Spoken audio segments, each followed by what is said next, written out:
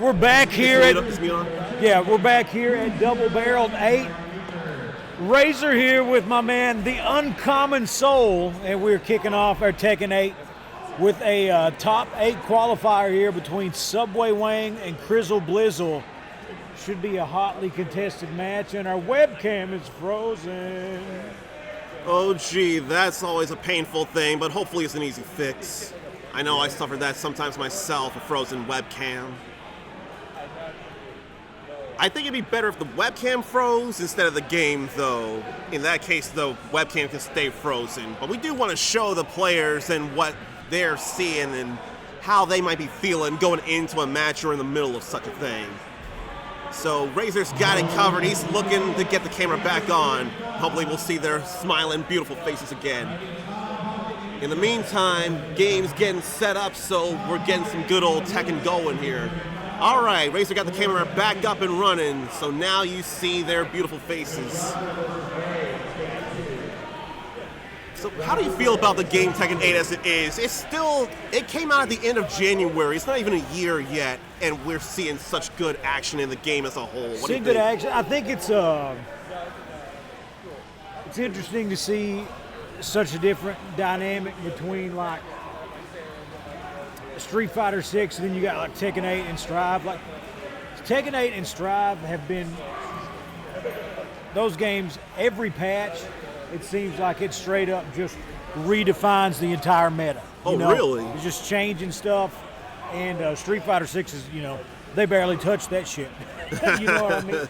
But no, I'm excited here. A lot of people complain about it on Twitter. I know that's a big surprise, but I've never sat down to watch a Tekken 8 match and be disappointed. And here we go. Chrizzle Blizzle rocking his Eddy Gordo, taking on Subway Wang's Leo, and just back and forth right now. Although their names seem to be in the way of the health bars there. Oh yeah, we'll fix Until that. now. We'll fix that. Nice catch, Uncommon. I'm doing too many damn jobs right now. If I can lighten the load a little bit, I'll help you. Oh, we got it. But we got action up against the wall. Oh, gets caught with the launcher. Got a little bitty combo here. Overextends, gets caught. Chrizzle got out of the wall and pushed to the wall Wang, but now they both got some heat and some rage, but no one's home for that rage art from Eddy, from Chrizzle. Yeah, Leo going to take that first round. And that was a close one. That was one interaction either way down the stretch. Yeah. If anything, what Leo's wearing there looks like a detective outfit, and I've seen that online when I was playing Leo the other night, actually. Chrizzle Blizzle getting the carry over to the wall here and keeping it going with a heat activation there. Oh, yeah, he's burning that heat early, and he's going to use every bit of it, and he gets the perfect round two. Here we go, 1-1. 5 golden letters for those who love the memes of it all. We get a nice throw there, get back in the heat for Chrizzle. And what a flip there. Now Wang has some of his own heat ready to go. Getting some nice pushing with the lows there. And there's the heat drive there. Back. If he can get up, he can get some. I was going to say he can get some of his health back, but Subway going to take it all the way down, going to possibly the last round. Oh, it's erupting, Uncommon Soul. Yes, it is. Things are getting wild here. If anyone gets a floor smash, they will get a combo extension off of this. It only happens when it's the 3rd or 4th round when someone's about to take the match. Lifted into the wall, like right there was that extended combo opportunity. And is there another perfect? Yes, there is. God almighty, we're going to final round, game 1 here at Double Barreled 8. We got the grab right off the bat. Wakes up throwing. We're just slinging him out here. Gets the touch up against the wall. Can't get the extension. Here comes Subway the other way. Waits, gets the launcher. And here we go. This is going to come close to evening this bad boy up here. And heating up, going to get some of that gray health back maybe. No, none to get back. I'm sorry. It looked like that was a wall-to-wall carry from one end of the stage to the other. Wang had a lot of momentum there. And it translates into a match win. So 1 for Subway Wang there. That was a nice last round there, honestly. Just going from coast to coast on that last round. And if there's anything that should be mentioned, last I checked, in most tournaments, the stage will be random in Tekken 8. So, considering the different builds of the stages, that can be a third variable in and of itself. Yeah, and that's interesting. In past iterations of Tekken, the standard rule set was always, if you lose, you can either switch character or choose the stage. But now, if you lose, you can switch characters, but if you stay the same character, you do not get to choose a stage. You have to go with random, and that, loser doesn't really, if you believe in loser's advantage, it's not as strong in this game. Oh, really? Yeah. And I ran my mouth through a whole damn round on Common. Slap me next time, but Subway taking round one here. That can happen for anybody. Sometimes it gets exciting, or sometimes we want to catch people up on what's going on, such as another low block and Wang getting to really pin Chrizzle Blizzle to the wall again. There's a lot of gray health there, but getting a heat attack like that on a wall and they suffer wall splat, they can really suffer more damage there, as Subway Wang just showed. And he's cooking now, and this could be, unless Chrizzle Blizzle wakes up right here, this could be the last round, because we are all first to 2 until finals. And here we go, Chrizzle Blizzle, he's making his moves. He really had a good opening of the round here. He really had a good drain of Subway Wang's health, but Wang is not taking that very lightly.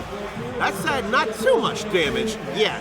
But look at all that gray health Chrizzle wants to recover. Oh, God. That is dangerous, but there's armor there. But that, I thought there was going to be more of an attack, but there wasn't. And Subway Wang will take this set. Qualified for top 8 with that win.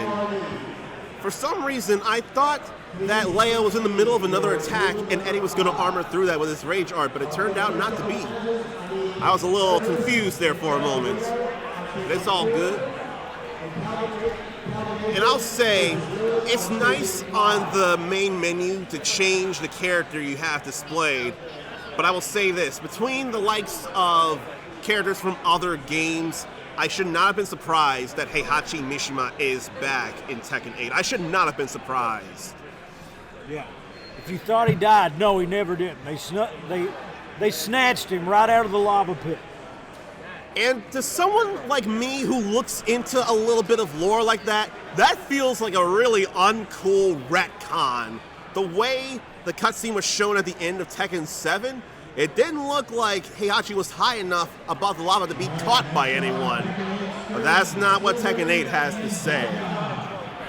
I didn't believe that he'd be all that good a guy. Eventually, that selfish, very power-hungry man would come back to the surface, and all it would take was headbutting a meteor to do it, of all things. Fighting game lore, kind of wild. You never know. You never know what you're going to get. A lot of retcons. And this is a franchise that featured dinosaurs and kangaroos and still has bears fighting and actually holding their own against humans. Then again, bears should be usually tougher than humans, but humans can really beat them up and defend themselves against bears.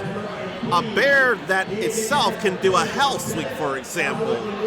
We've seen plenty of people in one bloodline do it, and now Kuma can do hell sweeps as well, so that's another thing to think about there. And we still got one more character in this Year 1 pass to come. Speaking of, actually, of Year 1, there was that whole debacle with the Genmaji Temple, I think it is, that... Oh yeah, the paid DLC. I thought I heard it's no longer a thing to pay for, and those who have the Year 1 pass now have the stage, and those who bought it have a 500 Tekken coin refund. Coins, yeah. Yeah, I guess that's just one of those things where, and I think Harada actually tweeted about it, and he's like, look, there's a lot of people doing a lot of things here, and he's not involved in every single aspect of it anymore, and that was a decision that wasn't his, but... The guy's got a lot of jobs himself. Is not just the head of Tekken of Bandai Namco, isn't he? Something along those lines. Busy man. Very busy.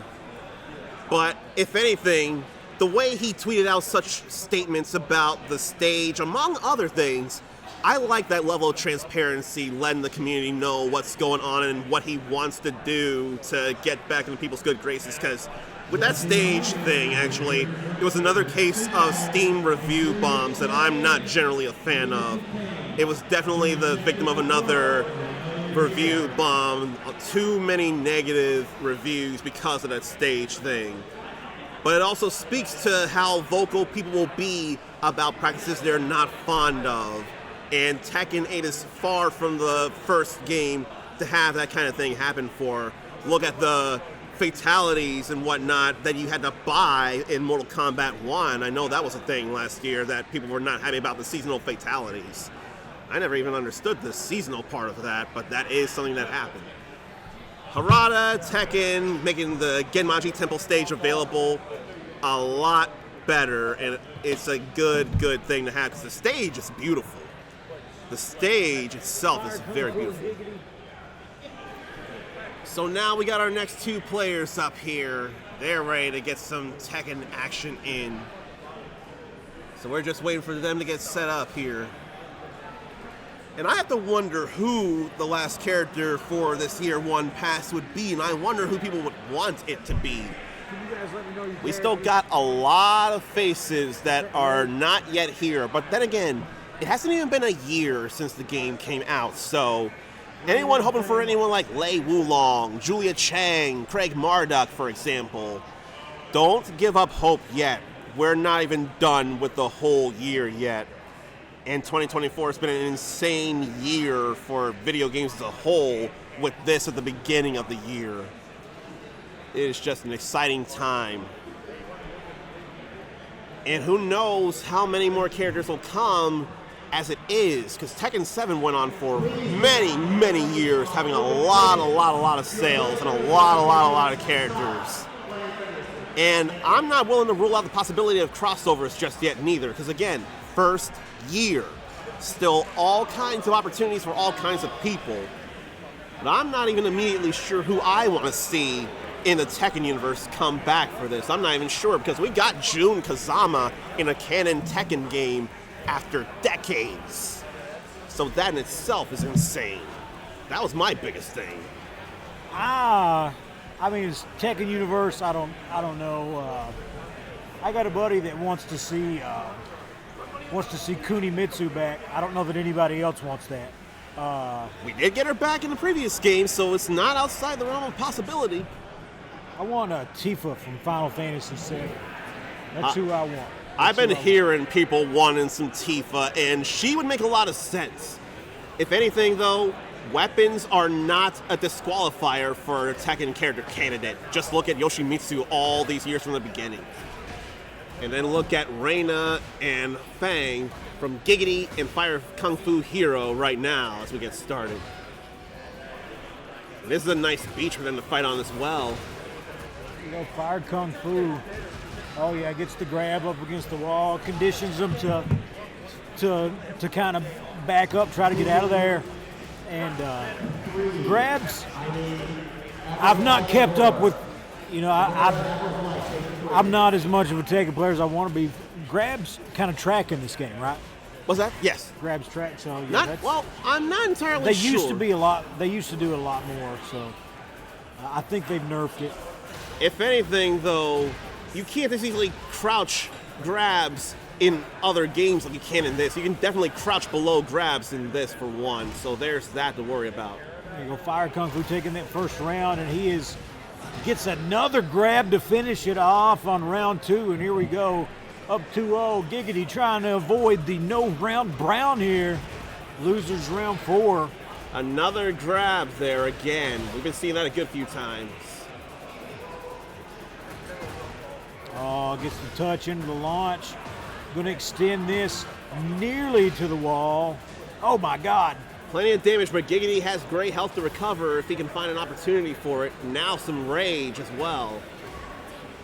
There ain't no wall. I'm stupid. That was a nice sidestep to get away from that heat engager, though. Here we go. Oh, but snatched with another grab. One touch will do it, and there we go. FireKungFu taking all 3 rounds in that match. Taking game 1.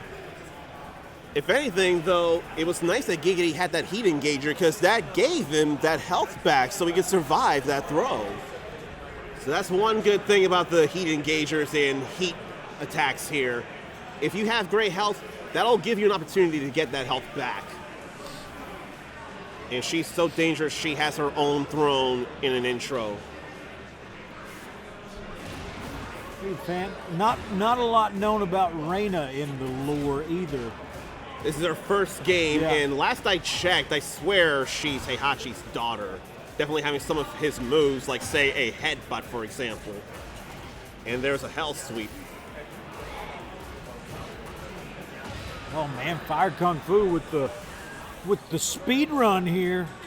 I almost swear Feng can be a bit of a swaggy character, how he can have his back towards the enemy and do some strikes like that, for example. Nobody home on the electric. Little baby combo coming the other way. Some trades. Oh, kips up and then gets the throw, but it's broken. But Fire Kung Fu just keeps tapping here, tapping there. Little damage. Here comes Giggity. Oh, but caught launch. That's going to do the round for him right there. This could be the end. Uncommon. And opening an intro like that usually says something in regards to how the characters are feeling, whether they're angry or whether they're feeling themselves, like I'm sure Fire Kung Fu must be. Except for the moment, Giggity's actually getting some stuff done here. Oh, there we go, Giggity. Engaged, nobody there, gets caught. Oh, another grab. And unlike earlier where the grab was broken, when you're doing an armor attack like that, you can't break out of that throw. There we go. And so that means FireKungFuHero is moving on.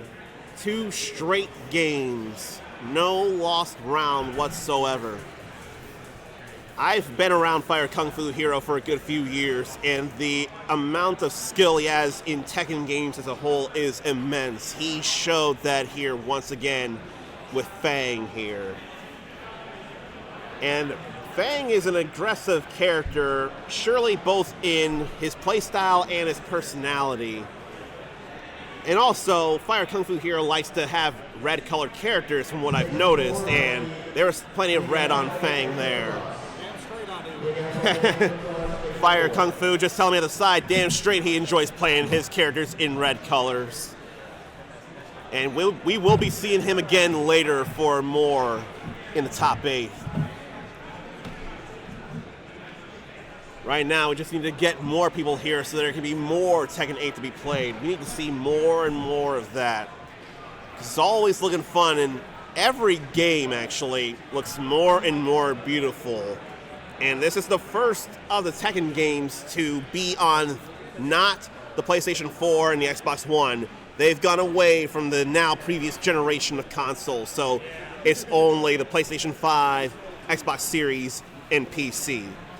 Then again, PC can be such a catch-all as a whole. You upgrade the PC, you're set. But you gotta spend $500, $600, $700 for the other consoles, and yet that doesn't stop me as a console player for the most part. That doesn't stop me. What about you? What do you have a preference on in terms of playing anything, whether console, PC, or both? Depends. I mean, I have console, I have a PC. If I'm just chilling, playing lobbies with my buddies, I'm doing it on PS5.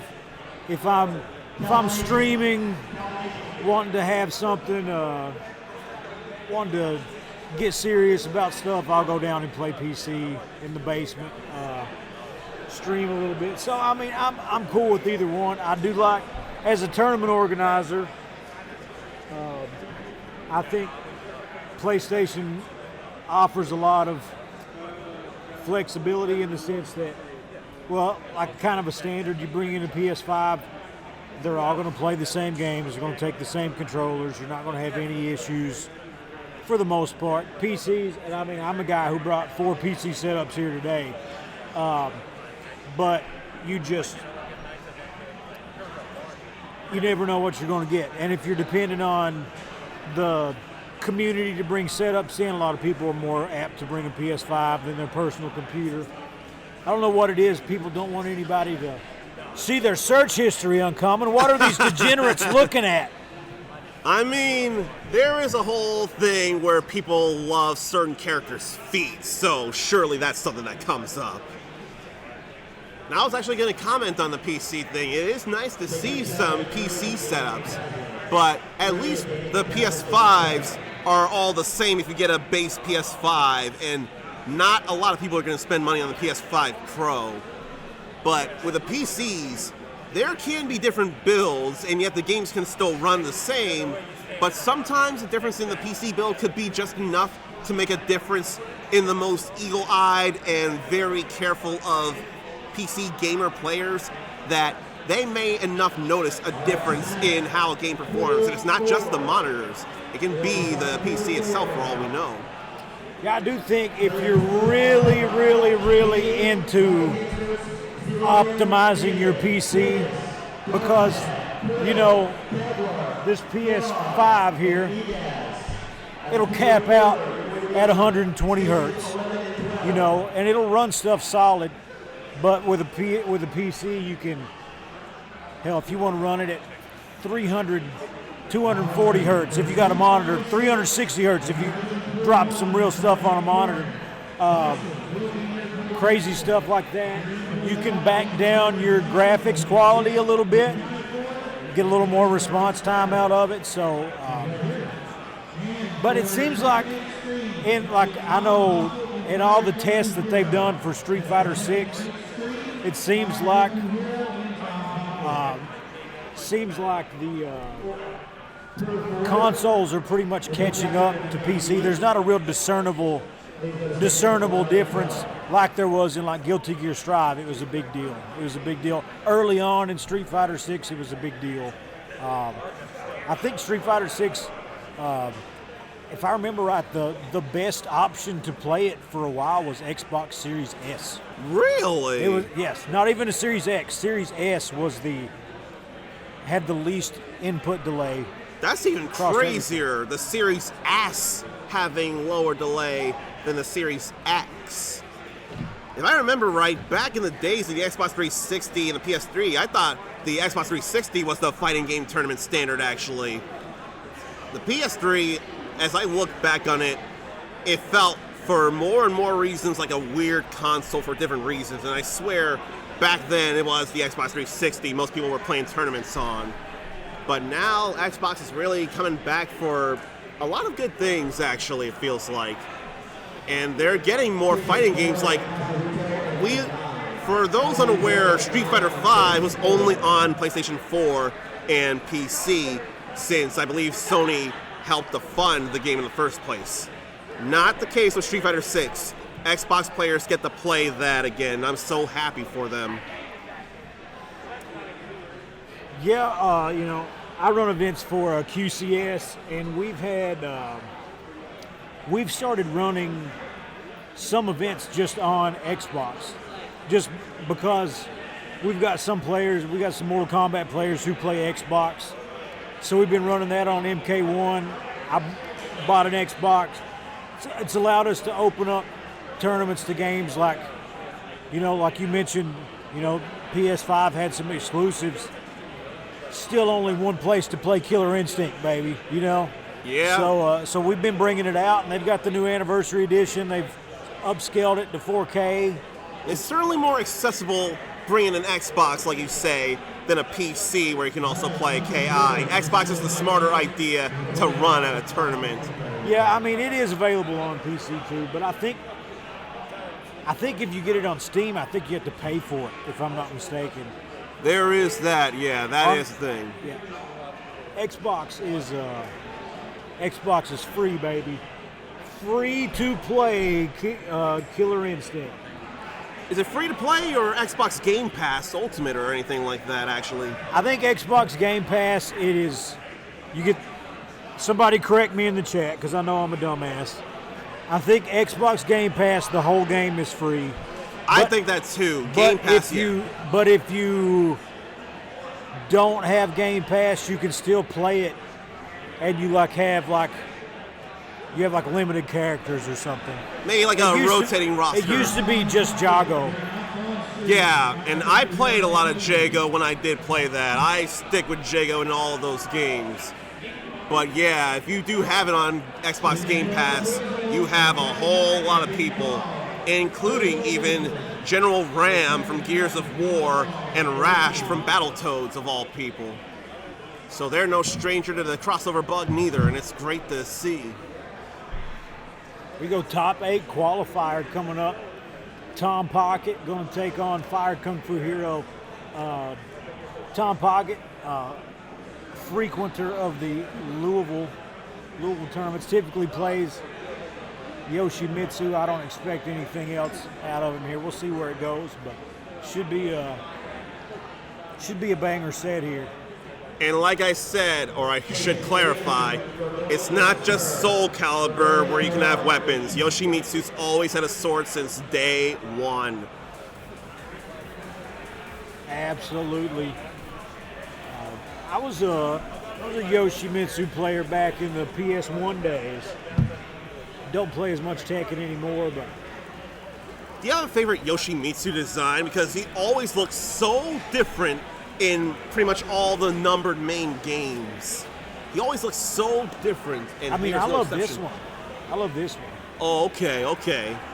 I've always been partial to the Player 1 or the default Tekken 3 Yoshimitsu myself.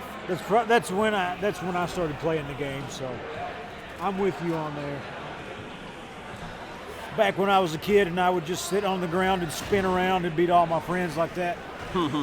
I wonder if there'll be much spinning from TomPocket here. Already spent the heat gauge, but broke a wall and gets to get some combo action here. Will he break another wall? Yes! That is totally a thing that can happen. A spring kick is very punishable on block. TomPocket takes advantage of that. The FireKungFuHero gets a little damage boost thanks to that rage. Trying to get back in it, and he's making moves, but not enough in that moment. TomPocket ends the round with a fly there, thanks to that prosthetic hand, I'm sure. All these temples to fight in throughout the Tekken franchise are so beautiful to see here. There was some different spin action right there. Like a real helicopter, especially with a nice sharp sword like his. Now TomPocket's going into more heat. Doesn't have to do too much more to get rid of FireKungFuHero. In fact, that one hit was all it took. Already in round 3. But now FireKungFuHero opens up the round. Getting a few crouched steps in. And here I thought TomPocket was in trouble, but that couldn't be further from the truth. Then big sweep there, get a tornado to extend that combo. A few missing low spin kicks, but it's all right for FireKungFu, except for now. Will that be enough to end the round? Yes. Putting in some more damage on that, and TomPocket takes this game here. Yoshimitsu has to control that cursed blade. Yoshimitsu has to keep that in check. There's still a whole another game for TomPocket to win. But FireKungFuHero won't simply take that sitting down.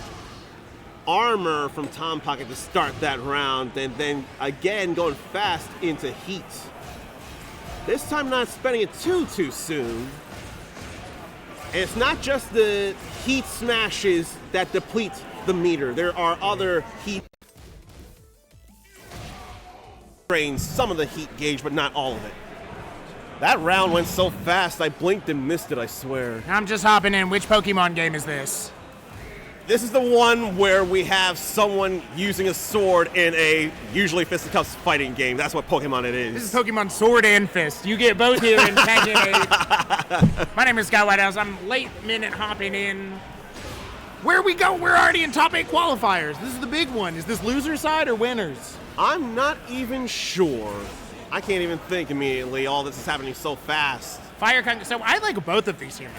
FireKungFuHero, TomPocket, both hideaway champions. The first time I commentated TomPocket's, I was very intoxicated, and I called him Tom Poche. Oh. I read it. So sometimes I'll still call him Mr. Poche. Both of these players, though, brutal. Tom switching with a few characters, but pretty much landing on Yoshi in recent times. KungFuHero has been playing this character since Tekken 7. If anything, actually, in the previous match that he was in, he won that 2-0, didn't lose a single round. Jeez. But then here, TomPocket actually won the first match in this set, 3 rounds. So he did to him what he was doing to the other person. Yeah, the Everybody's Giggity. doing everybody dirty here tonight. Tekken 8, you love it. Whoa, goes for the risky get up. It's a good feeling game here. And FireKungFuHero has health to gain back and is going to be getting some of it back here with this combo. Very nice. Chooses to spin the blue. What a counter, though. Not to mention the rage and... Gonna spin a little himself of the red. The hot sauce. If anything, this is just the style on FireKungFuHero, Yeah. I'm sure. So you know how when you go to like a Mexican restaurant, they give you like the green sauce and the red sauce? Yeah, yeah. Tekken, we get the red sauce and the blue sauce. They do very different things to our tacos, but we love them all.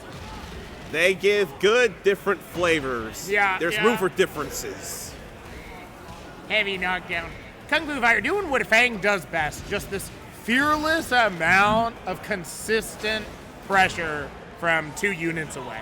He feels like an aggressive character to me. God, he sure does. It's in his fighting style and his personality. That was a nice pin to the wall from TomPocket. Too bad there wasn't anything to follow up with. They both enrage. See, right here, just boxing. Not even needing to just yet again doing string starters over and over again. 2 apiece. You know what that means. I can't believe it. We got an my even match God. here. We're going to final round. That said, if TomPocket wins this round, it'll be the set for him. TomPockets, yeah. A little bit less on the line, but schmoving like it's his final days. That heat smash definitely helped TomPocket for that moment, but there's a tornado sweep. Yeah. And That- Kung Fu still with his blue. He still gets to do whatever he wants with that. See how he chooses to use it. Barely any health, doesn't get to. So that's TomPocket's taking that win then. Tom taking that. Round of applause to both of our competitors. A great match. That was a great match right there. It was going back and forth. Yum. Could have seen either player taking it. That's for sure. Always great to see Yoshi on screen, too. I Yeah, am, I'm sure. At my heart in every game and every competition, I am an entertainer. I agree with Dante from Devil May Cry and everything. I'm like, I like the style beat 'em. And I love Yoshimitsu's crazy animations. Man. How many sword characters do you know that fly with their sword like a helicopter? I mean, it helps that he has a prosthetic hand to be a helicopter, so... That would help. Yeah, that is good. If you're I going to can't- try to be a sword helicopter, get a prosthetic hand. Yeah, Yes, are you I'll going say. up right now? He is. Because anyone else being able to rotate a sword that fast, they gotta have the most dexterous fingers to be able to do that alone. Very much so. The whole prosthetic hand, it is far less an issue. My first Tekken final round of the And day. Glad you Yoshimitsu could has be my been in first. every Tekken game since the beginning, so there's all kinds of history with Yoshimitsu. I told my post-day story yet. Shout outs to both of our players. Heck of a match. Love to see them both. Yeah. Good stuff, dude. So we're Oh just my waiting God, for it's these so next 2 furious. players to get set up themselves. Yeah. But we're a little bit relaxed here at Yeah. Double Barrel 8. We don't have to go immediately into a fight. We let them talk a little bit, let them get situated, figure out who wants to be on what side. Because people have a comfort in what fight side goes they well. Always like to see play. you perform. And so to have rock, paper, scissors to play to figure out who gets to choose, real nice way to get that all situated. Now, I have a few beliefs that are a bit more controversial, and this is one of them. I believe in biased commentary. I like rooting for my friends. I like telling you who my friends are. I have never partied with Dark Reaper. But it sounds like you partied with Dr. I had Legend some then. nights with Dr. Legend at the Hideaway, so I got a little bit of a, I love my Hideaway Saloon crew. That's where I started my commentary career. So I love to see it. Excited to see it. Normally we see Dr. Legend. I see a lot of Zafina, but I don't know who we'll see tonight. Dark Reaper, no idea. Are you familiar at all? I'm not enough. I don't watch enough people in our local scene play a whole lot of games as it is. I'm just flying by the seat of my pants. Hey, I love flying and I love pants, so that sounds good to me. All I know is whoever they play, they're sure to be showing off with what they know with their characters. That's for sure. Speaking of characters, is there anybody you want to see come in the end of year 1? Can you believe we're still in the first year of Tekken 8?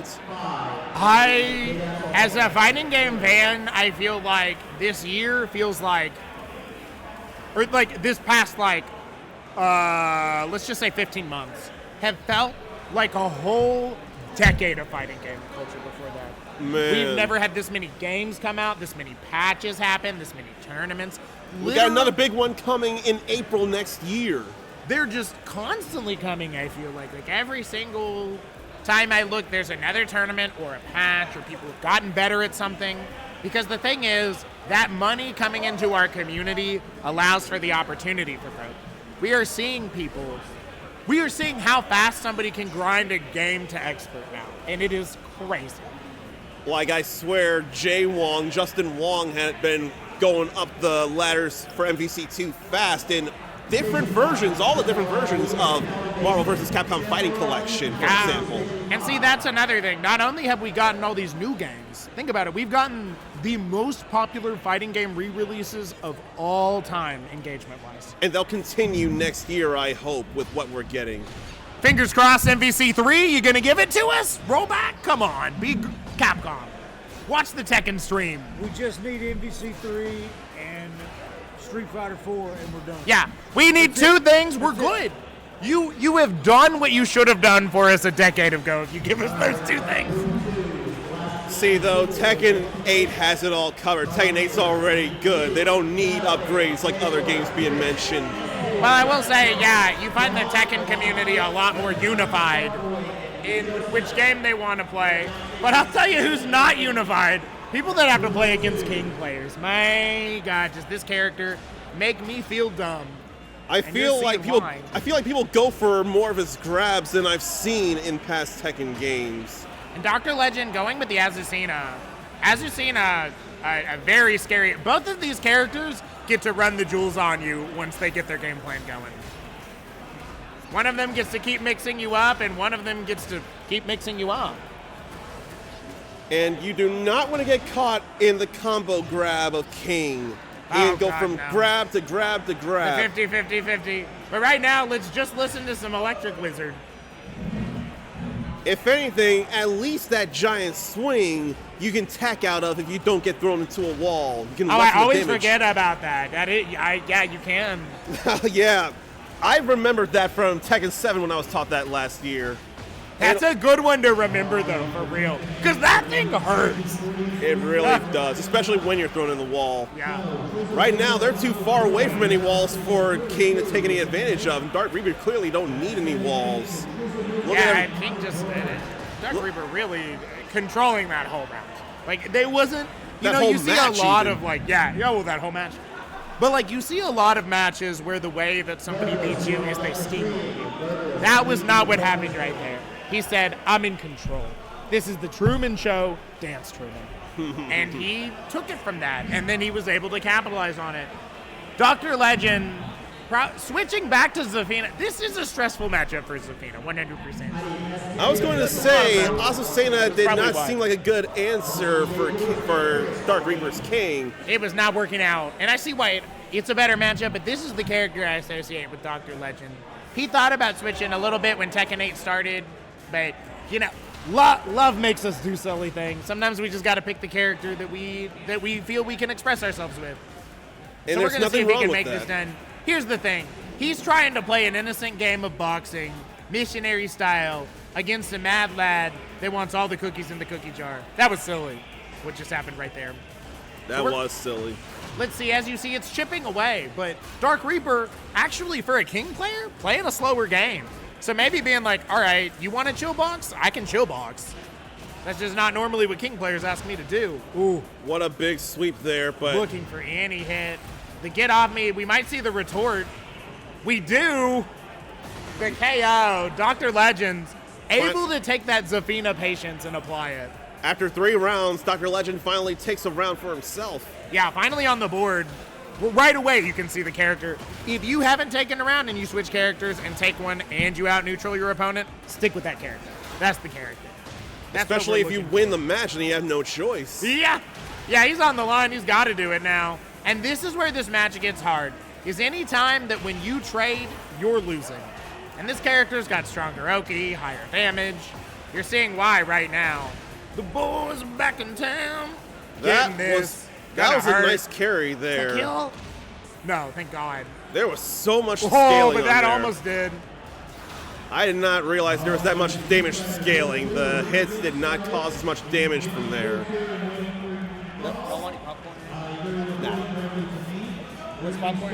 No, I think we're good. Appreciate it. So now we're continuing the fight here at the bottom of the Rebel hangar here. No more wall breaks or any floor breaks or anything to worry about here. But I seriously like that combo Dark Reaper had from already having done a tornado, then getting another launch into the wall, then breaking the wall. Yeah, that was really cool. That was beautiful right there. I'm sure Dr. Legend didn't like it, and so Yeah. in revenge, he's getting not as big combos, some straight hits, but Just taking those chips, yeah. The Zafina lifestyle in Tekken 8. and it adds up. It does add up. Being on hit means something so much different in Tekken than in other games. It just kind of means you get to keep playing offense with some characters. Yeah. While like in Street Fighter, it means that you either missed or hit the hit. Combo grab. I'm sorry to interrupt. Here we are. And he's going to need one more and he gets it. Oh! The time ran out before it happened. It didn't even matter, but there was all those... Kind of a fun thing, though. Yeah. You can beat me, but you can't kill me. But that's what I was talking about earlier. That's the combo grab you don't want to suffer when you're playing against someone like Dark Reaper. Because that's just a 50-50 every time from that point on. You get to see how lucky you are. And that armor really paid off for Dark Reaper there, getting into heat mode again. It is there nice. we go. Gets that break. It is nice to see Dr. Legend break the giant swing a couple of times. Hey, I don't care what fighting game. I don't care what game it is. I like crawls. Man. Didn't work, but it sure looked good. The style points over to Dr. Legend. All right, great match. There was some king at work there. Yeah, Dark Reaper just able to control that match. Dr. Legend, though, his Zafina was definitely putting in better work. It really might have been a different story if he played that character the whole time. But that's the thing. A lot of times I say that as a commentator, and then it's like if you're playing that, once your opponent like sees you. So, you know, some characters, I don't have that problem at all. Right now, we're gonna take a quick break before top 8. Stick around. Coming back, double barrel 8, Tekken top 8. It's been fierce. I'm looking forward to it. We'll see you on the other side of the break. Yo! Don't go away.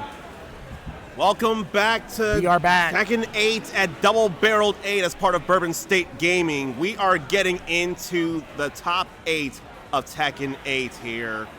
And I already know it's going to be a lot of fun. Once again, this is the Uncommon Soul, joined by... I'm Scott Whitehouse, and we are your Dream Team Tekken 8 top 8 commentary. And we've got some good matches in store for you today. Did we meet even? Yeah. I'm not even sure. Oh, man, I know you from aeons ago. The first time I can think of us meeting would have been Arcade Expo. Were you there? I do go to the Louisville Arcade Expo every year. Did you do Mystery Game? I don't remember, actually. Oh, I thought you entered a tournament. I do the Mystery Game Fight Club tournaments. I don't commentate, though, because it's Arcade Expo. I thought I met you there. Maybe I made that up. I may have to work on my memory while we get into this match here. Regardless, I'm going to just tell you for Uncommon Soul. 100 years I've seen this human playing fighting games. If not there, the Hideaway. If not there, probably some other video game tournament. We probably did meet. Subway Wang just getting very aggressive here. So Jaja, one of the Lex Knight Fights champions. Like, if you told me to summarize Lex Knights, I would tell you Jaja versus Sleepy Justin. And Jaja has a really great adaptation flow to him. He is not out until the very end. Like that. Like He'll what you just said. take him, yeah. Don't count him out. It ain't He's got the over. adaptations. It ain't over until it actually says KO or time up or great or perfect. Yeah. Now, Leo, a character that I think contests Lars pretty well because they both kind of like that same range. But Jaja, I think so many characters contest Lars, and then I see Jaja play and I go, never mind. My bad. This is why you're up there and I'm not. They've been having such good defense in the early part of the round here, sidestepping each other and then blocking. But now Jaja has that floor break, and there's that extension and to the wall. So we got a definitive in from that combo there. Subway Wang will be taking that sitting down if he has anything to say about it. Too bad that was punishable, but now Wang had a low parry there. So low parrying, the damage is going to get scaled. You won't have as much pain to cause someone, but you will get that positional advantage, like getting the wall advantage, for example. So sometimes it's hard to figure out what to do, but it does still help. It's an interesting mechanic. It scales you very bad. It de-incentivizes starting strings that start with lows. But when you get it, it doesn't matter because you're on offense now. You have that moment to win. breathe. You have a little bit of time to breathe and push the enemy away. Like there again. We saw that last round, now we're seeing it again this round, but didn't get to see the finish of that combo that time. One thing I like about defense in Tekken is not boring. Like, there are options. Strings don't mean what they do in other games. There's not like a hit confirm and a non-hit confirm. You are doing an interactable dance with your opponent the whole time. Leo being a great example of that, just an immense amount of carry, but not as many fortified options. Lars into this corner. Oh, I forgot about the exploding skulls. Yeah, it happened I forget earlier. every time. Man. Yeah, well, I think I'm going to remember, and then they hit the skull, and I'm like, oh, yeah. Back and forth in this match here. I love the back and forth. Going to a final round is always nice to feel like the opponents very much have good reads on each other. It's coming to who can get the best split moment reactions here. Wang doesn't have any more health he can get back, but he's got rage. But it's not going to matter there. Jaja taking that first game there. But a lot of stuff sure happened in this game alone. That was beautiful to see right there. So Subway.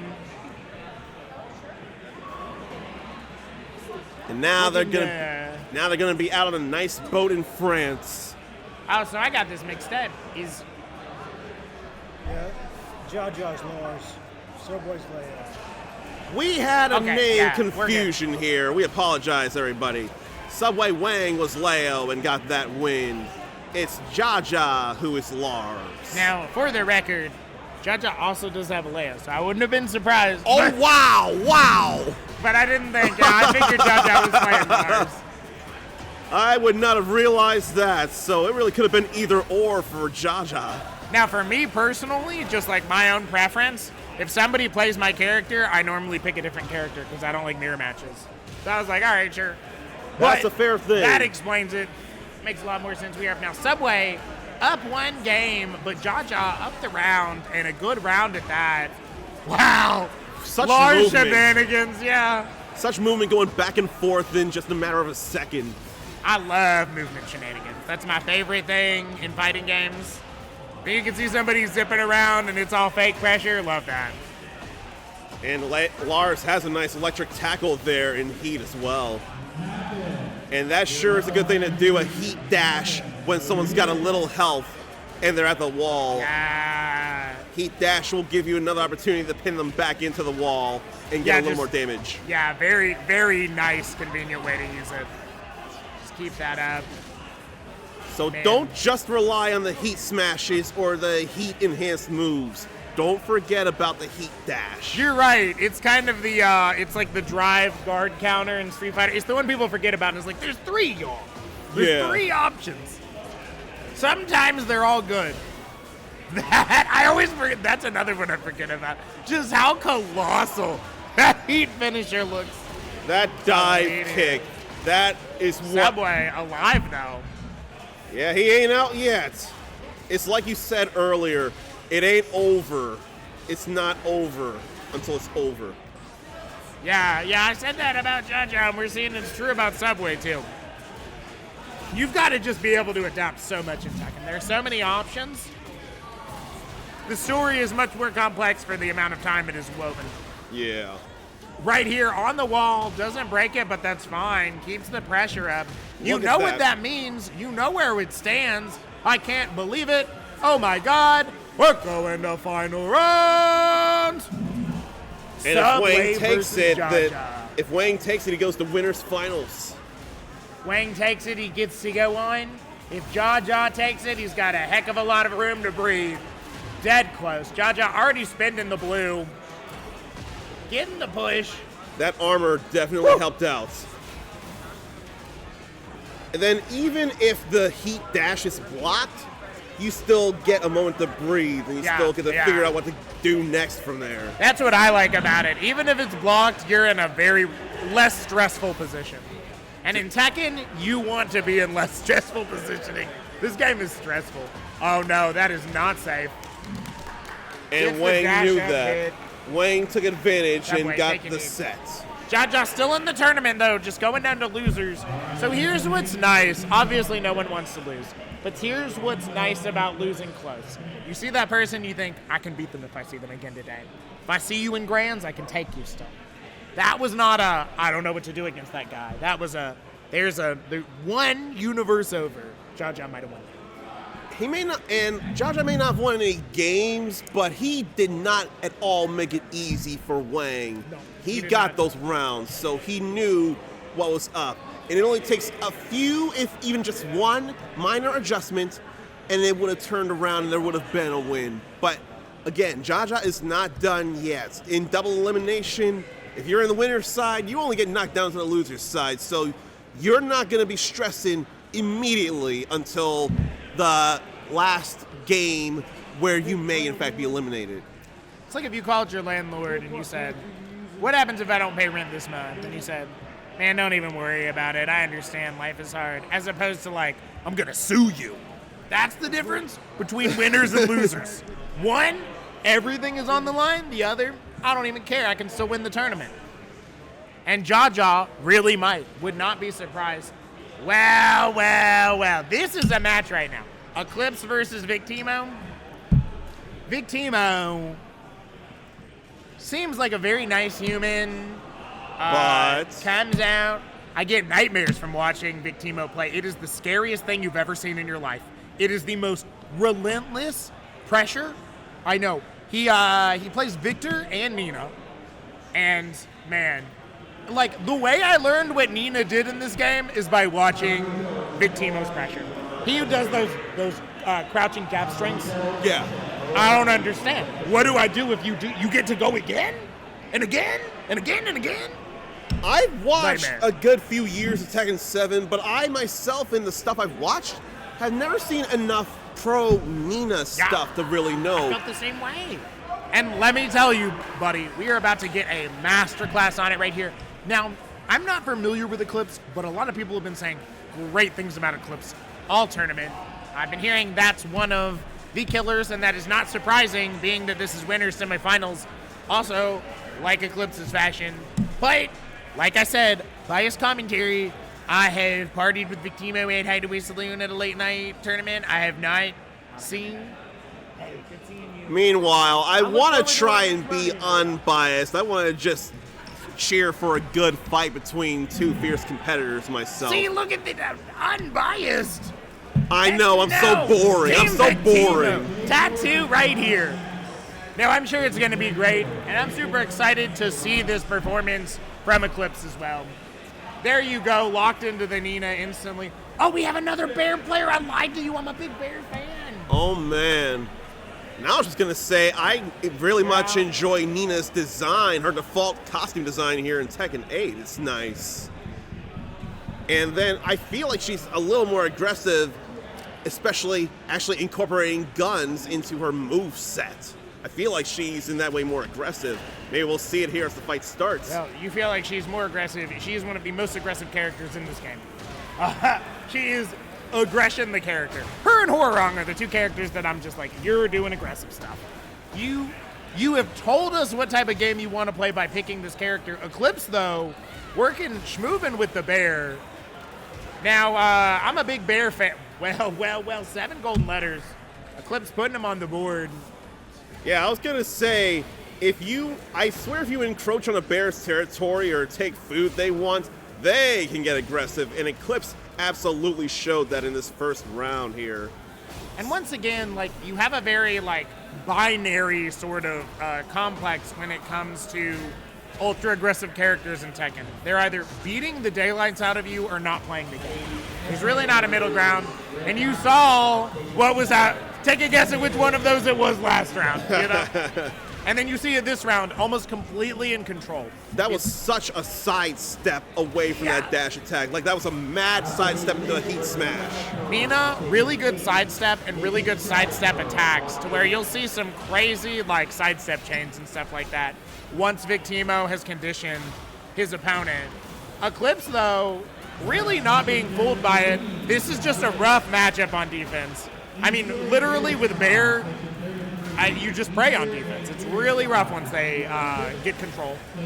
They both use heat dashes. They both want to pin their enemies to the wall. Victeemo doesn't want to stay there, so... Tax the grab. That's how you know they're pros. Eclipse going up around, looking very good. And Kuma in Tekken Force armor is also a funny thing to see here. Oh, I love it. Yeah, I was thinking the same thing. I love that costume. And it's crazy that he's got some of Heihachi's moves in his move set. Like that house when he sweep goes right into there. burst, yeah. I call it Electric Bear Fist. I don't know what it's called. I think there's Electric God Fist, or Wind God Fist, and Electric Wind God Fist, something along those lines. No, that's the name of the... yeah, that's the actual name of the move. But Yeah. like, you know, he's a bear. That doesn't stop him from doing similar moves, though. And he was trying to get a headbutt in there, but nobody was home. That was definitely a posture for a headbutt. And those claw particle effects are nice to see, and it tells us that Eclipse took that game there. And by the way, yes, people, Kuma is using big fish in his attacks, and they're not even real fish. They're not even all real fish. So for those of you checking out the stream, maybe a little bit newer to Tekken, one of the very unique things about this game is that stage actually does matter. Yes, very much so. And stages have different, not just sizes, but different layouts. Yeah, very much so. And, you know, Nina looking to pressure you up against the wall and give you nightmares. Kuma likes more open stages. Like, really just wants to swing at you and scare the living daylights out of you. Like a bear would. Yeah, if you're not prepared for a bear or... Like that. That's like exactly that. what he wants to do. Instead of my example, just rerun that last round. And you see that charge up attack, plus charged and not uncharged, so really keeps your opponent guessing. Right. Look at this, just Nina doing these crazy strings that you're like, that's definitely not plus. It is. He's fine. She's fine. We're all fine. Spending it, and for good reason. Look at the damage. And then a nice heat dash to get back on the wall, and with that hit, that blonde bomb.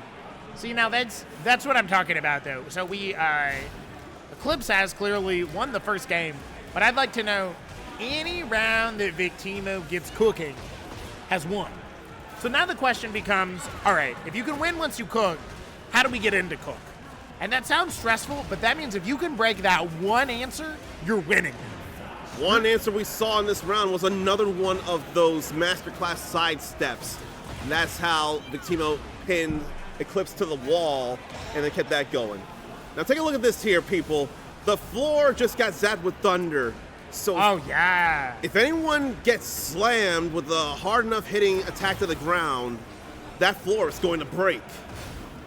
The question will be, will anyone get to do that here? And I don't know if anybody, I think it'll be Eclipse, but I'm not familiar with either of these characters in ground break combos. It's very character by character for sure. There you go. The guns is the extension, and then just saying, kidding, I want to come right back in. The illusion of space, a very powerful tool that Victeemo is very comfortable with using to great effect. So you see right there, he used guns twice, and then he did a little bit of bait dashing, right? Yeah. He's doing a unique thing where before he wasn't challenging the area that Eclipse was taking. That last round, he started faking controlling that area. That would be a bad idea. That means both of your players are playing at such a high level when your tactic is to fake making a bad decision. That's some top level stuff. That's some mind games right there. And you bet I would have fell for it every time. I probably would for it too. right now. I probably would too. I can't tell you how many shimmies I've fallen for in other games. Eclipse, though, being like, fine, you want to play this slower game, let's play it. But then, once again, Victeemo almost teasing, still staying out of Bear's range. I would still say that's on Eclipse's favor. Now we're in this wall. This is going to hurt. Into the blue. I was going to say, I don't always remember which wall it is where the wall break occurs that we just saw. I get these walls confused every time. Victeemo's got a lot of great health, but also getting a lot of hits. Even if blocked, he's getting that health back. This is going to be, that's tricky. See, that's the thing, too. A character like Nina that's putting you in very stressful plus strings over and over again, great at recovering weight health. That must be nice. That bear is not recovering weight health. That bear's not going to be able, unless they hit you. Like Eclipse is hitting Victeemo right now. Let's see this. If Victeemo can just, all right, now let's see how much white life Victeemo recovers right here. It's comical. It's just going to keep going. Then a nice throw into the wall. A throw into the wall is going to tack on more damage and make it more painful. King's not the only one capable of that. And nor is King the only one capable of combo throws like that. Nina has some herself.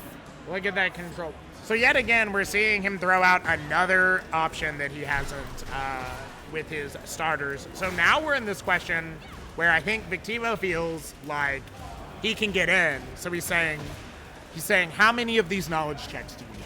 Now that I know how to get in, how many rounds and exchanges do I get for free? And right now, every time he's pulled off one of the gun things, it's worked in his favor. He's either tricked Eclipse into pressing a button, or Eclipse has been incorrect on guessing the frame advantage and disadvantage. So now, we're going to see what happens when I know how to trick you. Says no, I'm coming in, dashing like a mad lad, spending everything. It's Vegas, we got to spend a little money. But got to know when to fold him as well, not using the heat for too much at the moment, that low parry to push to the wall again. Wow, just chilled out, but that move, plus on block too, he really just lets you say I'm done blocking now. It is what it is. New mechanics. Says no, I don't want to get thrown. That was another Heihachi move there, those two right punches. That was another Heihachi thing there. Boom, into the, well. What a counter hit there. And that uppercut as well. And now we have a Rage Art to This finish Rage Art this. rules. Let's just look at it. Let's just enjoy it. Like I said, that big fish is not even a real fish. That's what he was saying. There's the foreshadowing. There's the reveal. You know, this costume actually fits the most since the fish is a robot and now he looks like a robot. You know, that does make a bit of sense. And then Kuma was playing with his prey there, just rolling him like a circus ball. And yet again, just using Heat really allows you to either get into some very favorable situations and get out of some very unfavorable situations. You really can't just mindlessly use it if you're stressed. If you're starting to get a stomach ache, just Heat burst. And remember, Victeemo's got rage, so all that stuff is hurting a little bit more. And it all added up to a win for Victeemo there. So you'll see that when characters are in red health, they, get rage, but they also do more damage if they don't use their rage and gain back a bit more health. So you'll see, Victeemo very rarely uses his rage art, but he uses the advantages of rage quite consistently to gain back a lot of health and do a lot of damage with Nina. That gets to be quite a hard decision to make at times, whether to just keep the damage boost of the rage, or hope to either catch someone when they're whiffing something, or armor through whatever they're trying to do with your rage art and get a whole lot of damage and try and recover some of yours if you got that grave health. Yeah, and I mean, honestly, the rule of thumb is do everything you can to convince yourself to not use rage art, unless it'll win you the round. Then it's fine, but if they got a lot of health and you break out a rage arts, you're going to lose a lot of advantage, and they'll get into rage, especially if you don't knock them into rage with the rage art or you don't kill them. And for those of you trying to, once again, new to fighting games or watching this and unfamiliar, this is a common thing you will have to learn, is when you have to make a long comeback, save your meter until you know it's going to count. If your opponent is at full health and you are down to your last pixel, don't wake up super. You can't afford it. You need that money to pay the bank back. And then here's another thing. I swear a few characters may have a low rage art. I'm not 100%, but in many cases, if not every case of a rage art, if you try one and it's blocked, more often than not, you are going to get blown up.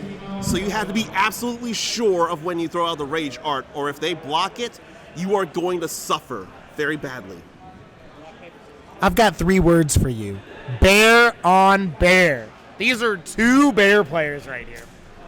Which bears, then? Which bears? The best bears, all of the bears. You bet we're going to be having bear buddies in this bad boy tonight. Tekken 8 Top Finals. My favorite, UncleGeorge is I told you by his commentary, UncleGeorge is my favorite fighting game player in most games. Huge UncleGeorge fan.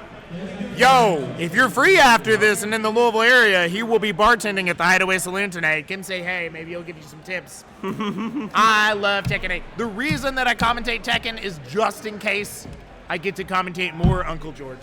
So I'm excited about it. Eclipse now. Here's the thing. Normally I'm super biased, and this time I obviously am too, but Eclipse won my heart in that last match. That was a good match. He was scaring Victeemo. I've never seen Victeemo scared. That was the most I've seen anybody be able to push that human. That human bodies normally. Like, if Victeemo isn't top 2 in a Kentucky tournament that he has entered, must have had a stomach virus that day. There's no way. Girlfriend must have dumped him. I don't know. Partner got mad. Something IRL that is quite painful. Something outside of the game. UncleGeorge also wearing the Hideaway Saloon shirt. Super cool. I know I haven't been to Hideaway Saloon in a while. Look at it, rapid. You know it, you love it. Both of these players have the cutest things I've ever seen on their shirts. I'll say that much. You can see it for yourselves right now before we get into the fight, actually. We see little Hello Kitty and we see Hideaway Saloon. Seeing some representation. But I'm not seeing double bears, and in fact, I'm not seeing Kuma, I'm seeing Panda. That's why I asked which bears. We're seeing, too, we have Panda on one side, and then Leroy on the other, Eclipse saying, I won't. Bear on bear is a sin, is what he says. He says, bear on bear's sending you to hell. We're going to have Kung Fu on bear instead. Panda, and you're seeing right away just, throw the heat, get inside, have a good time. Leroy, a much more combo character, and these combo characters are very stressful against Bear once they get in. We saw with the Eclipse Victeemo match, it seemed like Victeemo didn't stand a chance at all until he found that way to get in. Leroy, a little bit easier job getting in than Nina. So a pretty chill matchup against Bear. Some really good buttons from Leroy with better range than you would expect. You know, those rapid punches there, I keep thinking if Leroy's got gray health to recover, he would be able to do that well. That's the move to do it. That's a really good point. Especially more so if it were either plus on block or plus enough or neutral that he could just do it again if he's not seen as predictable.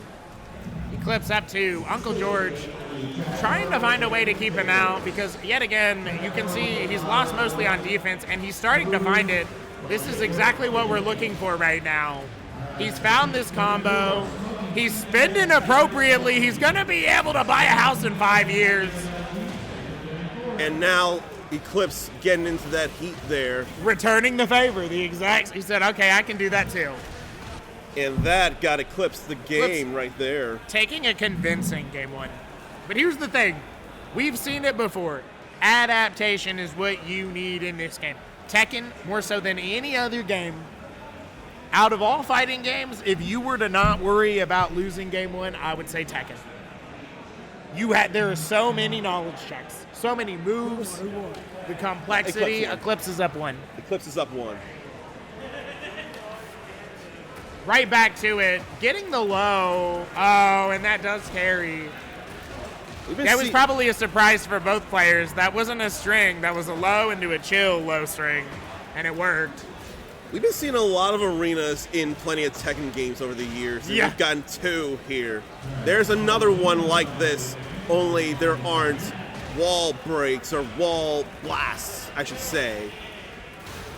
What I find interesting about Tekken aesthetic is they've decided to make their warehouse aesthetic very like cyberpunk.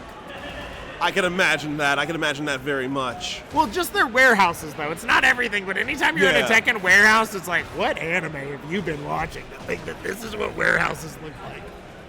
And then again, Netflix had that Tekken Vengeance anime not too long ago. What was it, a year or two? Oh, I bet you that matched aesthetically. I could see it.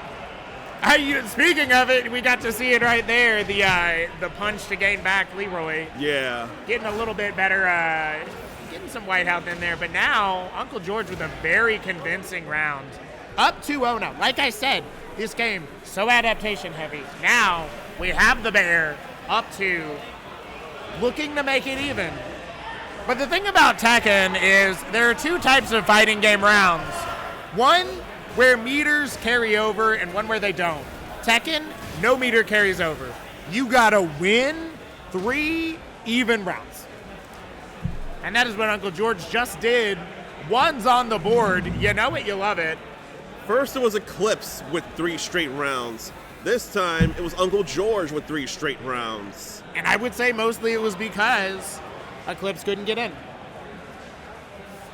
Bear's almost got a Jack philosophy in that. Very different character, a little bit sillier, but this philosophy of like, my arms are bigger than yours, and they hurt more. Well, but not that time.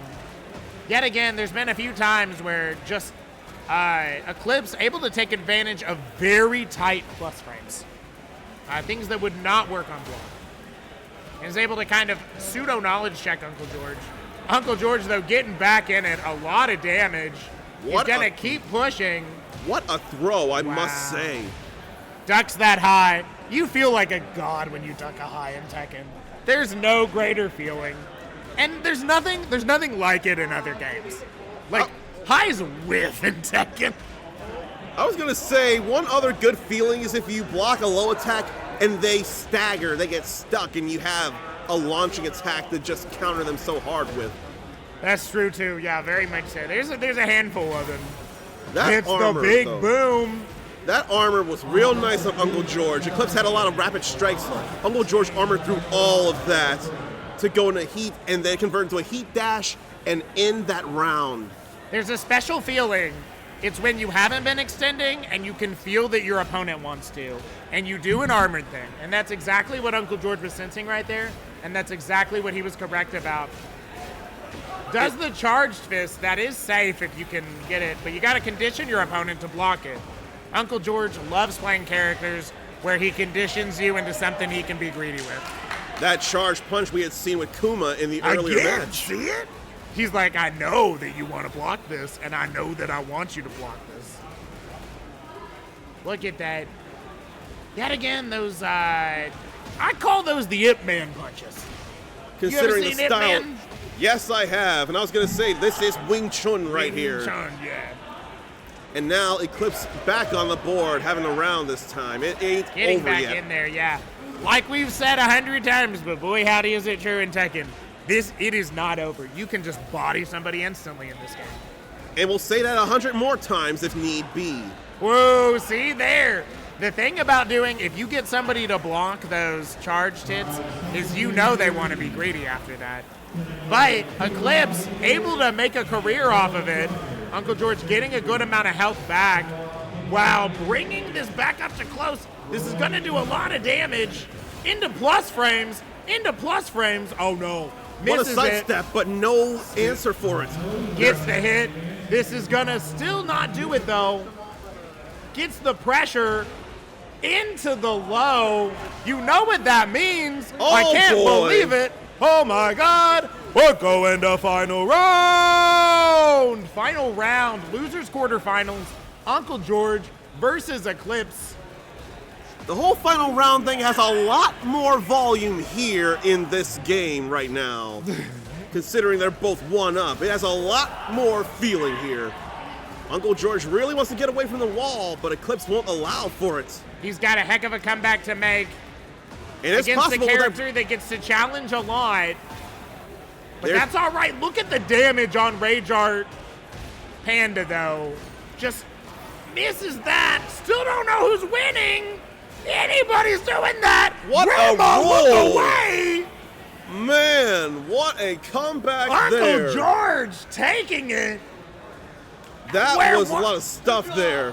Where once I was lost, I was. Give a round of applause, people. Yeah. What a great match. Hideaway Saloon. Hey, do yourself a favor. Go to Hideaway Saloon and tip the fuck out of this asshole. He sucks at pouring drinks, but he's great at Tekken 8. I'm kidding. He rules at that. But he is better at Tekken 8. I enjoyed that last combo, or one of the last combos It was sick from as shit. UncleGeorge. Yeah. He had the rage, he got a launch, he had a nice torpedo or tornado, then he did a heat engager attack to bound them to the ground, then he carried him to the wall, and while a big pounce missed, he managed to get a rolling low and then finish out with a hell sweep. That was carrying up aggression. Yeah, and you just had to pull that out that round. There was no way around it. It was literally like, all right, if he gets it once, he loses. And he goes, do you believe in? And we went for the whole thing. Victeemo coming back up. Oh, Gotta get boy. one of the humans to beat, too. Winners final, no less. You were in for some good stuff. You've been seeing good things all stream, and it's just gonna keep continuing. I can promise you that. Yeah, man. honestly, the truth. Oh, you got chat up? A little bit. You gotta tell me what's going on in chat. What are they saying? Nothing recently. Nothing recently. Chat, make some noise. Keep us posted. Let us know what you think about these matches. Tell us your favorite UncleGeorge stories. I'll post mine tomorrow, so keep it tuned right here. Double Barreled 8, Tekken 8. You know it's great. If anything, yeah. I brought up chat because some people in my own community actually wanted me to tell them when I was commentating. So this is for them, actually. Well, there you go. Let me tell you a little secret about all commentary, and it's always for them. You know, we are dancing up here for our friends, for our community. I'm willing to make a fool of myself for the entertainment of others. It's all good there. That's the sign of an entertainer. You sign that line, and I'll make you a rock star, buddy. You got it. Uncommon. So you already got the band name. You just use your name. Good to go. As long as I don't have to do anything compromising, then you got me. But I still want to get a lawyer to look at my about contract. that later, buddy. Don't you worry about that, okay? We're gonna have you do a couple. You'll be fun. You want to be a star or not, Uncommon? I mean, I gotta stand for something, though. You gotta stand for something. So we are gonna put you in some really revealing outfits, but it's gonna be for the love of Tekken 8 in the community. Don't worry about it. We'll get back to that later. Outfits aside, Victeemo. Yeah, I figured this is what we were gonna see. Yeah, that makes a lot of sense. And they played them so well. So something that's really cool about Leo is like Leo can just has a lot of carry in their moves. So as weird as it sounds, you kind of can make some pretty good comebacks against Nina because Nina's going to push you pretty hard into the corner. You know, her block strings are as good as her hits. Yeah. So you want a character that can really push to the other wall hard. And Leo, great at that. So you're going to see a very patient game from Subway because he always stands the chance to come back And you are going to see a very aggressive match from Nina and Victeemo because, as we said, this is an aggressive character. And there were more combo grabs already not even right out of the gate, but we saw a good combo grab from Victeemo. And there's something else I should have mentioned. Manually activating heat like that, you don't have to strike an enemy. You can double tap back and instead just do like a taunt or a pose or what have you, and leave yourself a little less open, especially if you're far away like that. It is surprisingly nice when you're far away and you're like, I want my blue sauce right now. Like, I want it right now. Because it's nice that you have the option for it not to be punishable. Since that's the point of the move, basically, too. And it's a more sure thing to get into heat, because otherwise with a heat engager move, like when the camera angle changes and someone runs in, it has to be on hit or the grab has to connect. Yeah. Unlike that right there. Even if it's blocked, you'll still go into heat. It just costs you a little of your heat gauge when you do it that way. Like that heat engager, you'll have all your heat to start if it hits or the grab works the way it's supposed to. But also, the enemy has to be standing last I checked in most regular strike heat engagers. Victeemo up 2 rounds and armoring through a couple of things. I thought that was going to be a wall splat, but it wasn't. Whoa, wait a minute. I forgot. Nina has some of that wrestler purple mist there. Yeah. I did not remember that at all. So Subway King's got a lot of health that they could recover, though. Here's the thing. Yeah, that was a dash up, hit you, the round's over. If Subway would have gotten that hit, would have gotten all that white life back. Once you're enraged, that would have been slightly in his life advantage. It's one of the complexities of Tekken. His life isn't exactly what it looks like. Especially in this game. Now, there was recoverable health all the way back in Tekken Tag Tournament 1, for example, but in a mainline Tekken game, that and more chip damage than in the previous game, Tekken 7, from certain character special moves, there's a lot of chip damage in this, and it can add up and make you really worry about taking a hit or not being able to recover all that back. The chip damage is in fuller force than it's ever been in the Tekken franchise. In much fuller force.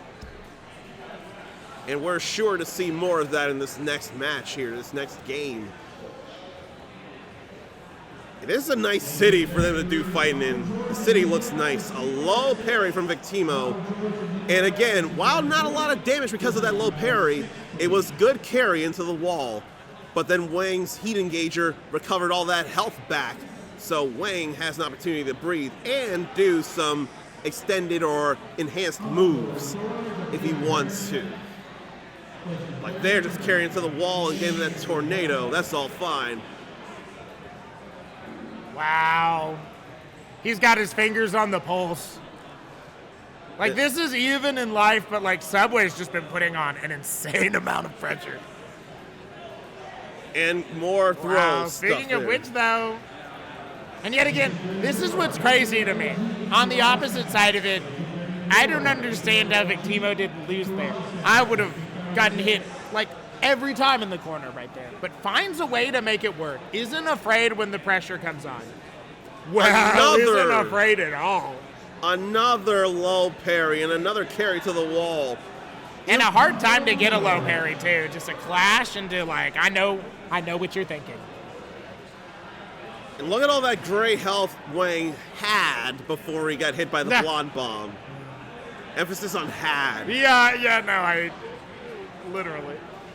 And then what a sidestep attack to get a tornado from Victeemo and carry into the wall so fast. It's only 10 seconds, and Wang has already lost half his health. Looking low. Not even a lot to recover. Just has to play right now. He's going to have to play the game and not get hit. Wang had a good combo there, though. Caused plenty of damage himself. Well, the thing is, Wang is playing... So this would work against anybody else. I don't know. You can see why this is winners finals. Ain't nobody else blocking any of this stuff that these two players are doing. But they are blocking it somehow, which is horrifying. Look at that. And then breaking the combo throw, not suffering all those hits. Wang is not done yet at all. Wang, up in rounds.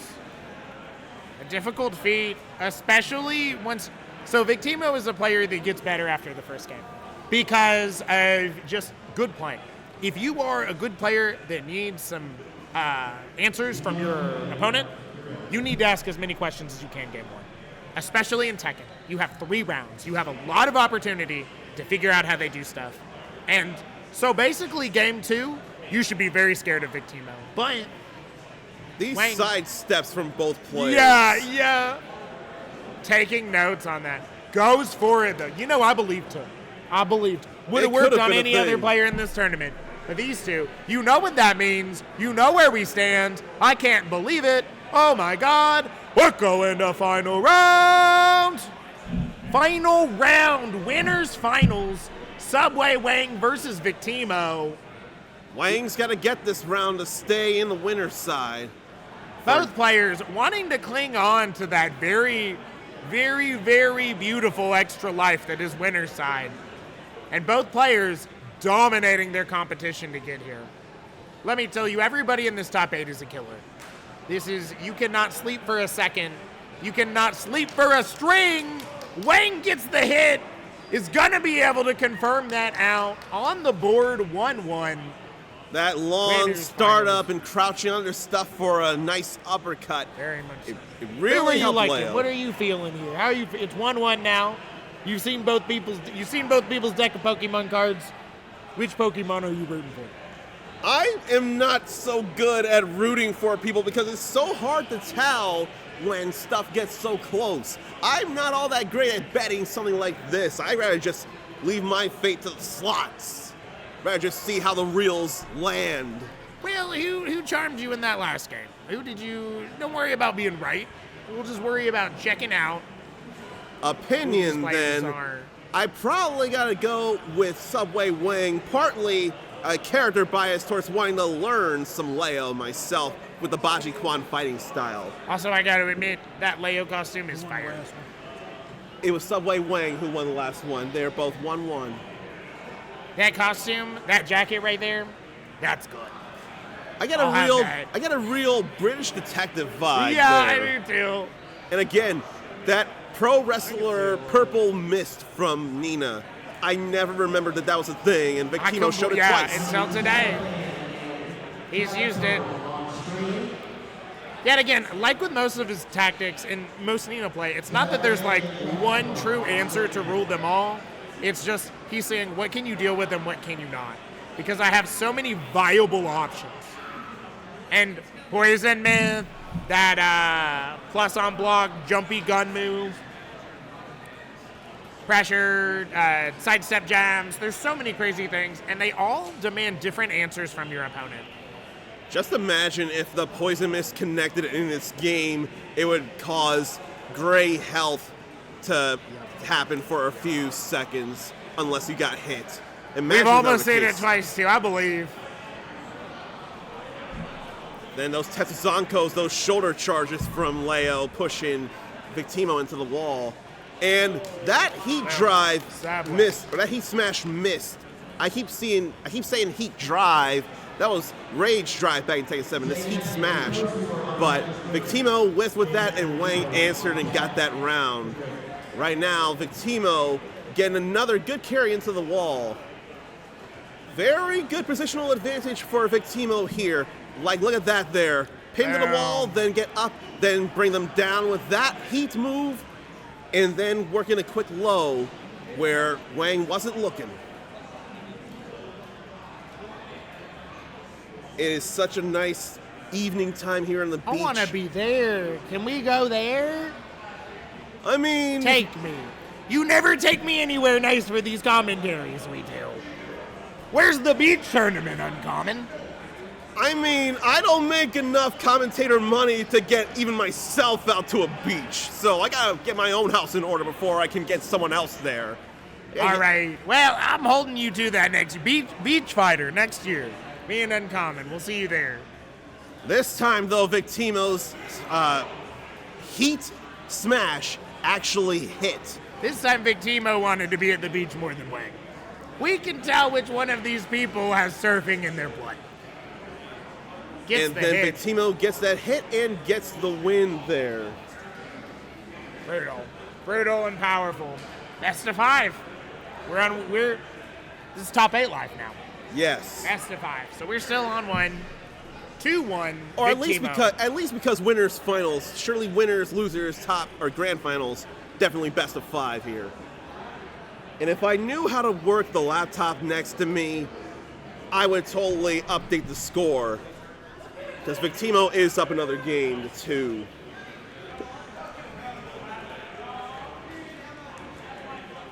So here we go out here in, where is it, Brazil? I swear it's Brazil or Colombia, I forget where. All right, so we got the score updated now. We're all good. And their defenses are pretty stellar, the both of them, I gotta say. Ladies, my name is Scott Whitehouse, and don't listen to what anybody tells you. I'm the one that made that go from 1 to 2 over there. I used the computer all by myself. Oh no, Scott totally did change the score. He knew what he was doing. He trusted himself more than I did in changing the score. That's why we're a duo. I trust myself too much, and you probably don't trust yourself enough, and together, we got the right amount of trust to commentate the best Tekken 8. I don't know what happened. I smashed the table is what happened. I hulked the table, but we fixed it. We're seeing this on a projector I while you changed the score. You fixed the projector. I broke the projector. Teamwork, baby. It's all good. We're seeing this here on a projector while you all get to see it from your computers or your phones. Razor, or I fucked up the projector. if you're feeling yourself, you might be watching this on Twitch on one of a few consoles. It works for me, but I did knock it down. It's all right, though. I blame the government. Wang is up around, but Victeemo is definitely keeping the pressure up. Wang wants out of the wall, but a counter there. Victeemo says, no, you're still going to get hurt. Then stepping around, moving around, Victeemo picks up that round. They both enjoying the hurt they caused, and they keep doing these quicker, lighter strings, just waiting for someone to make a bigger move. Like, they keep blocking all these lighter, slower strings, or wanting to fake out or something. And now Wang getting that carry to the wall and making sure to get that attack in so it was still his turn at just enough range. Nobody home with that heat smash, but we have that happening, and Victeemo gets the heat now. But I have to wonder if either one of them will get blown through that wall. Does anybody see that UFO there? There's aliens here in the stage. No, I didn't see it. Victeemo did that sidestep launcher that got blocked, and I was like, oh, because that's worked so many times beforehand. Right. But that is cool. I love that there was one. So that's a big thing, though. Subway is blocking things that were losing him rounds all up until now. And that's a big deal. When you say, that will not work on me anymore. Yeah. Looking for it. And that was a throw knocking Victeemo to the wall, so could get more combo off of that. Throw like that is dangerous. Wang is still in this. It ain't over yet. Now, Victeemo takes this round, he'll be going on to grand finals. But Wang takes this round, he still gets to be in this for one more game. Keep that combo going with that heat activation, and the combo throw is going. No breaking, except for Leo's arm there. That sidestep, and then safe jump in, 7 golden letters there. If there's ever been a round of applause to both of your competitors.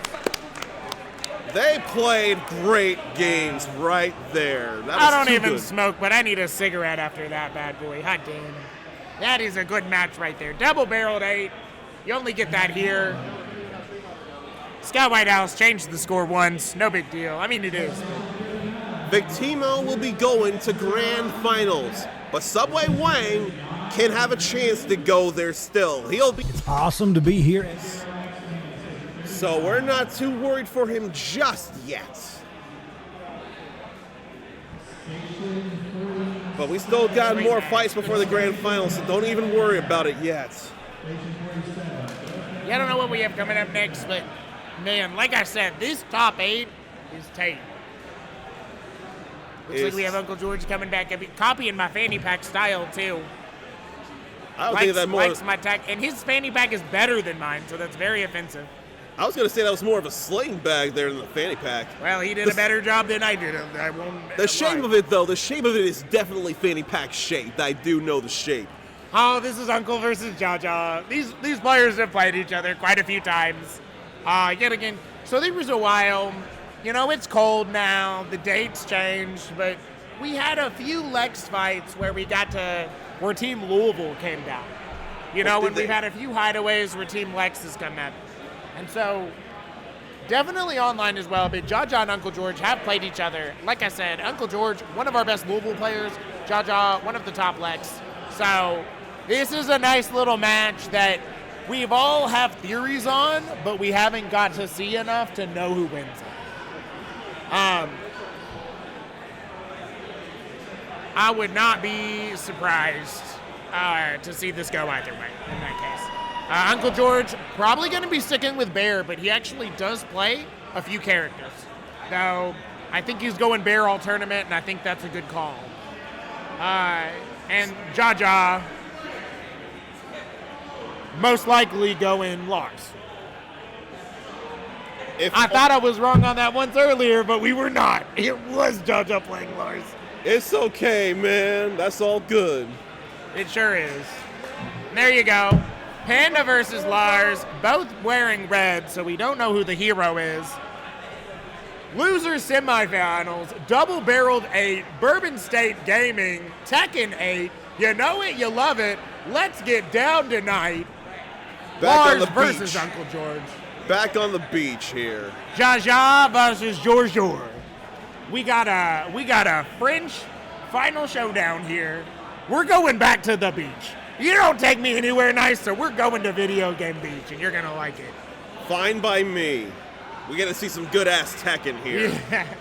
Jaja saying he doesn't give a fuck about wrecking those surfboards. Getting the punches. Ooh. UncleGeorge getting some health back. UncleGeorge got all that gray health back. Yeah. Very nice. Now, lower on health, but... Oh, I don't know what that was. I have no idea. I blinked and missed it. And the players were laughing. He did some dash long range move that should not have hit, but it did. Somehow a silly moment happened. The players had a good laugh about that too. Both of them were laughing, yeah. Jaja getting that pressure, but George back on it now. Jaja getting a lot of work out of lows. Wow, and just saying, yet again, that thing we were talking about earlier, we saw this when Eclipse was playing. This thing you do with bears. So since bears don't have fast buttons, they challenge space. They basically counter poke. But Jaja faking going in over and over again and being like, well, the problem with counter poking is if you whiff, you lose. Yeah. But if you see an attack coming in and you armor with something, you win that moment and you get to breathe. You get to go into heat mode. That's true too. So the heat attacks, the strikes that cause the camera angle to change and the attacker runs in, that's heat engager. The stuff where you slam someone into the ground, that's a heat burst. That's why I had to get unconfused. Jaja taking game 1. Very convincingly. Quick. Very fast. Then I figured we were like 2 rounds in maybe, and that's game 1. It's game 1 cold. Then again, considering all the thunder and lightning Lars puts off, shouldn't be too surprised in ways by the speed. I'll tell you this. I just got done commentating all of Strife. Whoever won the first game probably won. That is not true in Tekken. No, not at all. Jaja 1-1. Just jabbing him in the face. I love... That's a heat engager right there. That is a heat engager. That is a heat engager. Very few characters have jabs that can reach on round start. So that's what I thought was funny about that. 7 golden letters. The boy's cooking. Look at UncleGeorge. I don't know what's in the stew, but I would like to have some, please. Yet again, making work out of that standing 1. It's not noted for being a good button. Oh, Jaja knows that one, though. Jaja knows that one. But Once again, this is okay. Carrying all the way to the wall, but now UncleGeorge got a wall hit. And why did I see a dragon uppercut from Panda, knowing that's a Mishima thing? Yeah. But I didn't think Panda would do that. I think she'd more take from Xiao Yu. She does, yeah, normally. But Probably, that's an attack they both the bears have right there, that uppercut. That is surprising, you're right. Ooh, that's gonna hurt. And is this gonna do it? It is. No, it's not. I lied to you. It's the commentator's curse. Back in there. Ooh. It's the commentator's curse. The fast get up low. It'll get you. Certainly did. Chooses not to jab that time, though. For the record, it would have worked again. You know, I said commentator's curse, but Lars still got that hit. Jaja still got that hit. But that spring kick right there, if you're on the receiving end and you block that, you can make someone very much suffer for that. Oh, yeah. That's very true. So that's a risky thing to wake up with. Boom. See, this time he gets away with the low and to the extension. What his major tempo foil of round 1 became his victory for round 3. Man. Super cool. There was that low that was blocked. When certain lows are blocked like that, you stagger, you get stuck for a moment. UncleGeorge blocked that and got a lot of health gone from Jaja in a matter of seconds. I have a friend that likes a really stupid quote. It makes me so mad every time he says it. He says, doing something twice the exact same way and expecting different results is the definition of insanity. And every time I hear that, I think you clearly do not play fighting games. I mean, in other avenues of life it works, but sometimes it could be a bit of a knowledge check.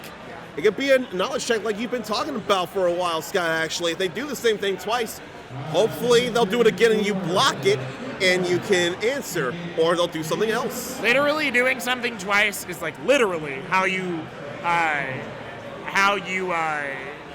condition your opponent. Like, that's how many times it takes. And then it becomes a 50-50 that third time, that whole rule of threes. Third time. That G-clef hammer, nobody was home for UncleGeorge. Jaja.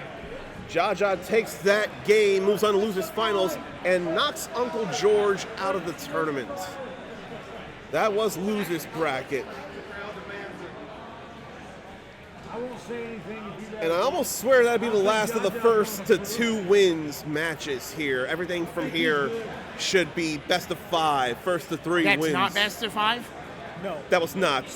I was on the screen though. I read it with my new glasses. I got tricked.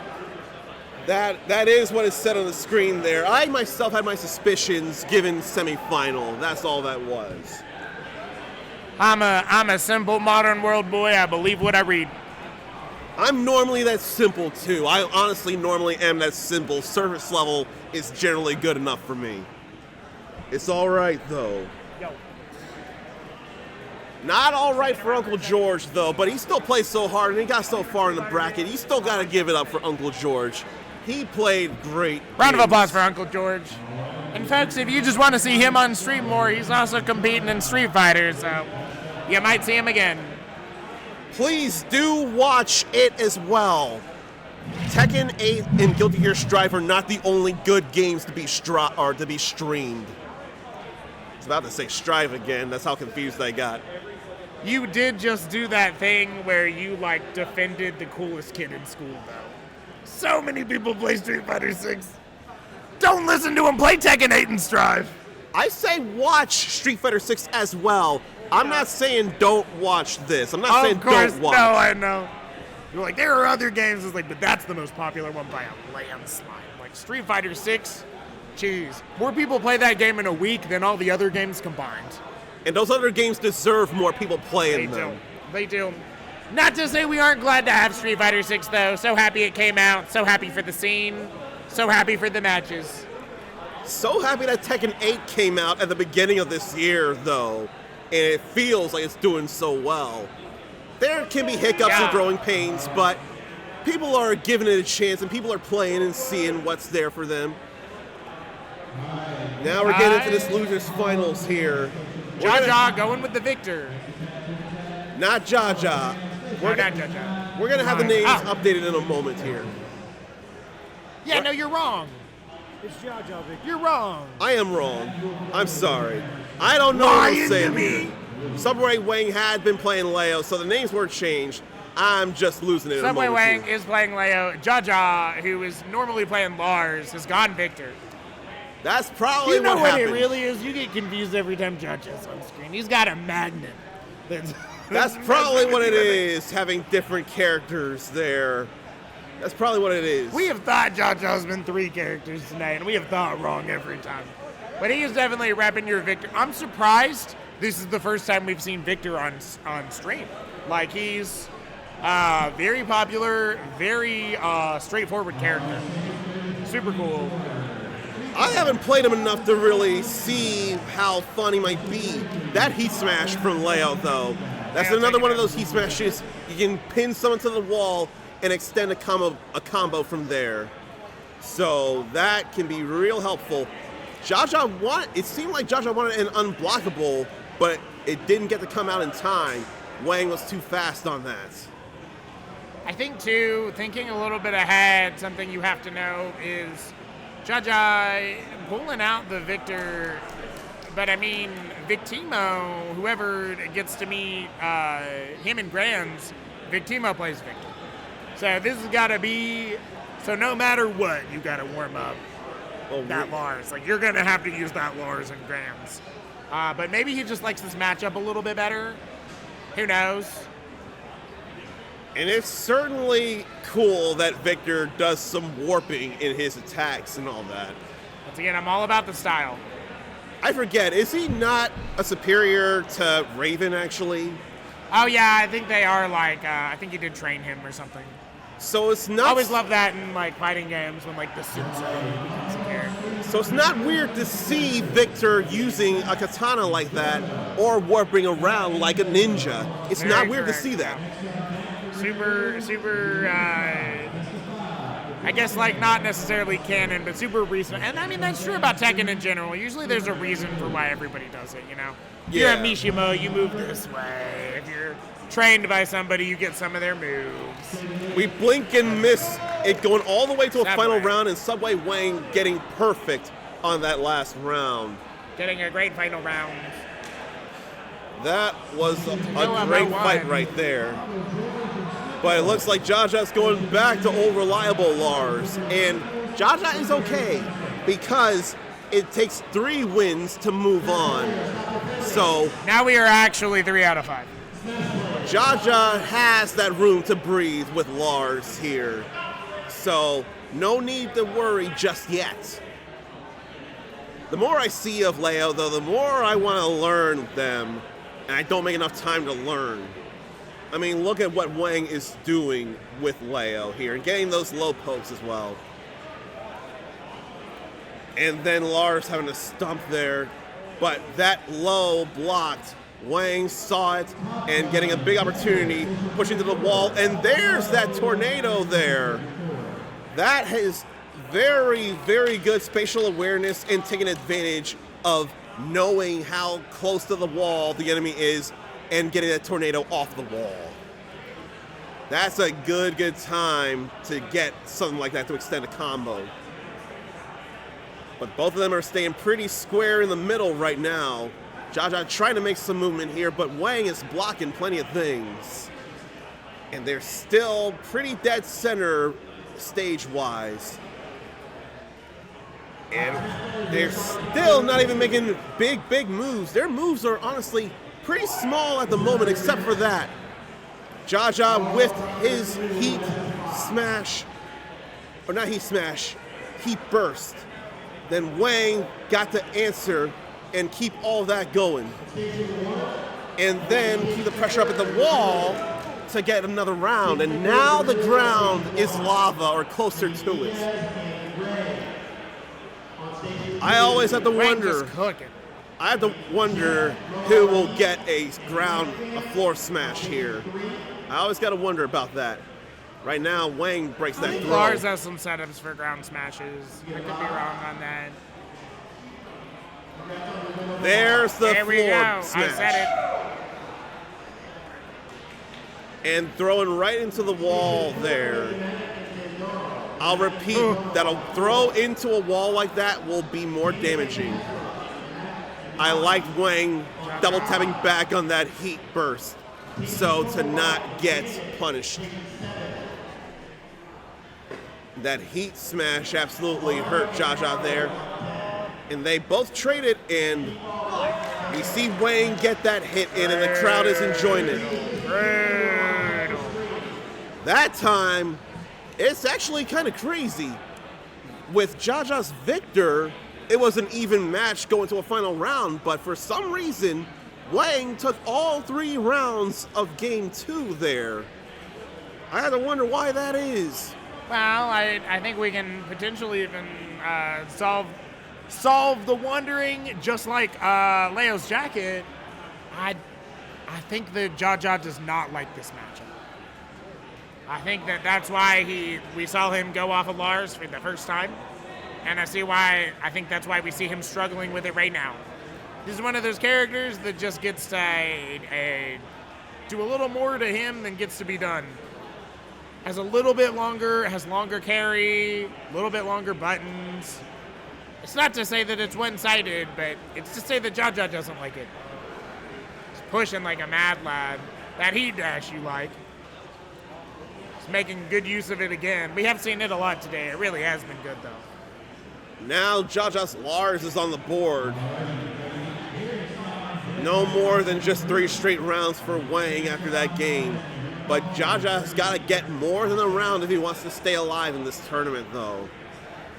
Wang just needs this one more game. Genmaji Temple is just a beautiful stage to fight in. It is a really pretty stage. I like it, too. This I like a lot of game. the Tekken stages, yeah. This is just a beautiful game, though. The graphical power beautiful. of this. I like the soundtrack a lot as well. There's some good tunes there. And Wang had a good crouch, but not a lot of combo there that time. But that heat smash there was someone home, and Wang took that back. No, Wang absolutely took that round back. And now the season changed to winter there. There's some snow on the ground. And then Lars has all these cancels of stepping back or stepping forward instead of anything definitive end combo-wise to really mix up his options. Wang isn't intimidated by that, though. Popping up Jaja and popping to the wall, getting that tornado, and then getting another couple of attacks to finish that string. But Jaja wants to get all that health back. That was a whiffed kick, but there's armor on this, and enough health to survive that. The question here is, will it kill? Because this was not comboed into. Just enough to get the kill. Real glad that armor was there. Jaja takes this game. He's still alive. He takes this round, I should say. He's still alive. That said, all that damage in one combo, Wang is really feeling himself. And then a heat engager into the wall. That hurt way too much. One more round in this game, and it's either going to be the end for Jaja, or Wang will have to keep up the pressure going into another game. Right now, Jaja has a real nice life lead. And Jaja's got that heat as well, and carrying into another wall, I'm sure. And then that heat dash really helped. So Jaja is still in this. We are not done with Losers Final yet. That just means also that Jaja is locked in as Lars for the rest of this set. But it may be okay for all we know. But seeing the way both of these players play, do not count out either of them. There's no easy way to tell how this will end, and frankly, I don't want to guess. I just want to see how it plays out. Here we are with a helicopter in the background, and all this war-tornness here. I don't even know what country that is where they're fighting. But I know they're still trying to keep their moves small for the most part. A throw break. Wang is in a good position, but Jaja had that armor from that heat burst. But then low, and pushing into the wall a little bit, it's probably okay to block a heat burst. And if you're a fan of Kamen Rider or anything, what Lars just did, you would call that a rider kick. I know I would. But Wang don't care for any of that. He just wants to kick Jaja into the wall and take that round. Some lows, like what Jaja did, the sweep and the slide, they won't always knock down, they won't always open up for a combo, but they can do a little bit of damage, and it can open up, and it can add up all the way to a KO. Low parries, though, if that was even a low parry. That spring kick actually hit, though. In past games, I used to knock down, but it just lets you hurt someone this time. These rounds are getting pretty beautiful to watch here, and crouching some of those attacks. I don't know if you can hear the crowd, but the crowd is really getting into this fight here, as they should for good reason. Now we got more heat engager from Jaja, we got more heat here, and even if blocked, still dashing, trying to keep up the pressure. But now Wang has the advantage, but they're in a corner, so it could go either way. There's that wall blast. Subway Wang gets to keep that going here. All that hurt when knocked down at a wall, and Wang just keeps doing it and doing it. And that was quite an attack there. And then, so nice, Jaja had to do it twice. Jaja at game point here. And then we could get into one last game if he manages it. Wang does not want to let that happen. And they both keeping it up until Jaja hits that. And now in the wall there. But too much attacking. Wang able to get out. And no one's home on that heat burst. Too bad the first hit of that hit and then the other one didn't. And then blocking that heat smash. And not getting to finish that combo. Everything is going wrong in all kinds of different ways, and then Jaja's heat smash connected. Oh! That spring kick was blocked, and we have one more round in this game. Either this set will continue, or Wang will be going to grand finals. There is no way to tell, and I do not suggest guessing at all. There was another low parry from Jaja that time. Using the heat burst to carry further into the wall there. Keeping up the pressure. Wang is almost in rage territory, but it's getting to be dangerous. One thing I forgot to mention, actually, in heat mode, every attack causes chip damage. So, that's a trade right there. It's hard to tell how this will end. I can't even guess, it's too tense. Jaja wants health back. Oh! I don't know if that'll kill, though. It's so hard to tell if it'll kill. But all that damage from the rage, though. There was the kill. We have one more game in this loser's final. And Jaja had to be glad that that was a whiff. I almost think if that was a hit, Jaja would have been out. But Wang was just out of range with that kick. And Jaja was able to go in and just get the kill with that rage art, and he gets to live for one more game. So it just got even harder to tell who is going to be going to grand finals, who will be punching their ticket there. This guy complaining about me not getting us tickets to the beach here, fighting here again. But it just got a lot harder to figure out who'll be punching their ticket to grand finals here at Double Barreled 8. And Jaja really wants to make that trip to the grand finals. How bad? 5 golden letters. I keep saying that for all the people who love the memes. I'm not one of those people, but some of you might be. But that was quite a first round from Jaja. But now Wang wants his chance to show off. Wang wants to be the one to get all this damage in. And that opportunity is happening right here. What a missed sweep there. From one player getting the perfect to another player getting the perfect. This is what you call good-ass Tekken. This is what Tasty Steve would be proud of right here. And Wang just pushing Jaja all the way to that wall. and then another heat engager, and it pushed into the wall. If you're close enough, oh my goodness! If you're close enough to a wall when you hit a heat engager, and someone bounces off the wall or splats into the wall, you just open yourself to hurting them more. But Wang got 2 perfects in a row. These players are here to win. They aren't just here to play. They're here to win. And Jaja wanted to have some pressure with that tackle, but Wang wants to get back in. And so gave up the heat with that smash. That was weird right there. Wang could be going, and there's a throw tech, but don't count out Jaja just yet. Now they're whiffing things. And that whiff, Subway Wang saw, it will be going to grand finals. That was one insane set right there. You gotta give it up for Jaja and Subway Wang. They played like their lives depended on it, but only one of them could continue it on in this tournament. That is the kind of Tekken I want to watch. That's what you all deserve to see right there. Holy cow, was that amazing. But now, this is the place where champions are made. We are going into grand finals with Subway Wang from the loser's side and Victeemo from the winner's side.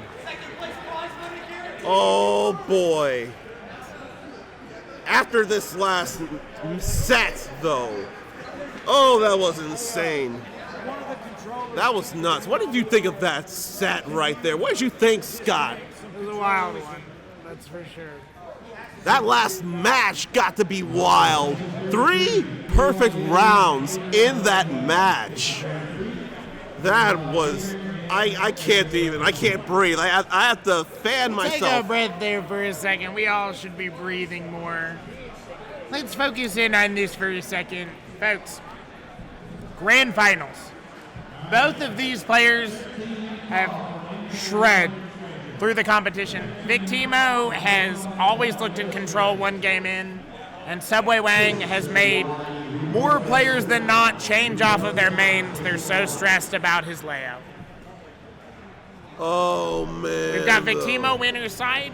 I'll be honest with you. As far as my commentary career, I have never seen Victeemo lose a tournament. This is like my 3rd or 4th Victeemo tourney. Dude's good at winning. That simple. Then let's see if Victeemo can keep up the winning this time around. We're gonna wait till they get into character select. Then we'll hype the crowd real quick before we go into grand finals. I'll do the dirty. The good news is, though, for Victeemo, he has to lose 6 games to lose. Subway Wang, he can only afford to lose, well, I'll say 5. If he were to lose 2 games in his first set, which it could be first set, if he lost 2 games and won 3, then he'd still be alive. But Victeemo is coming from the winner's side. I'm gonna wait till the announcement's done, then I'm gonna shout at our fans. All right, so Scott's gonna hype up the crowd behind me.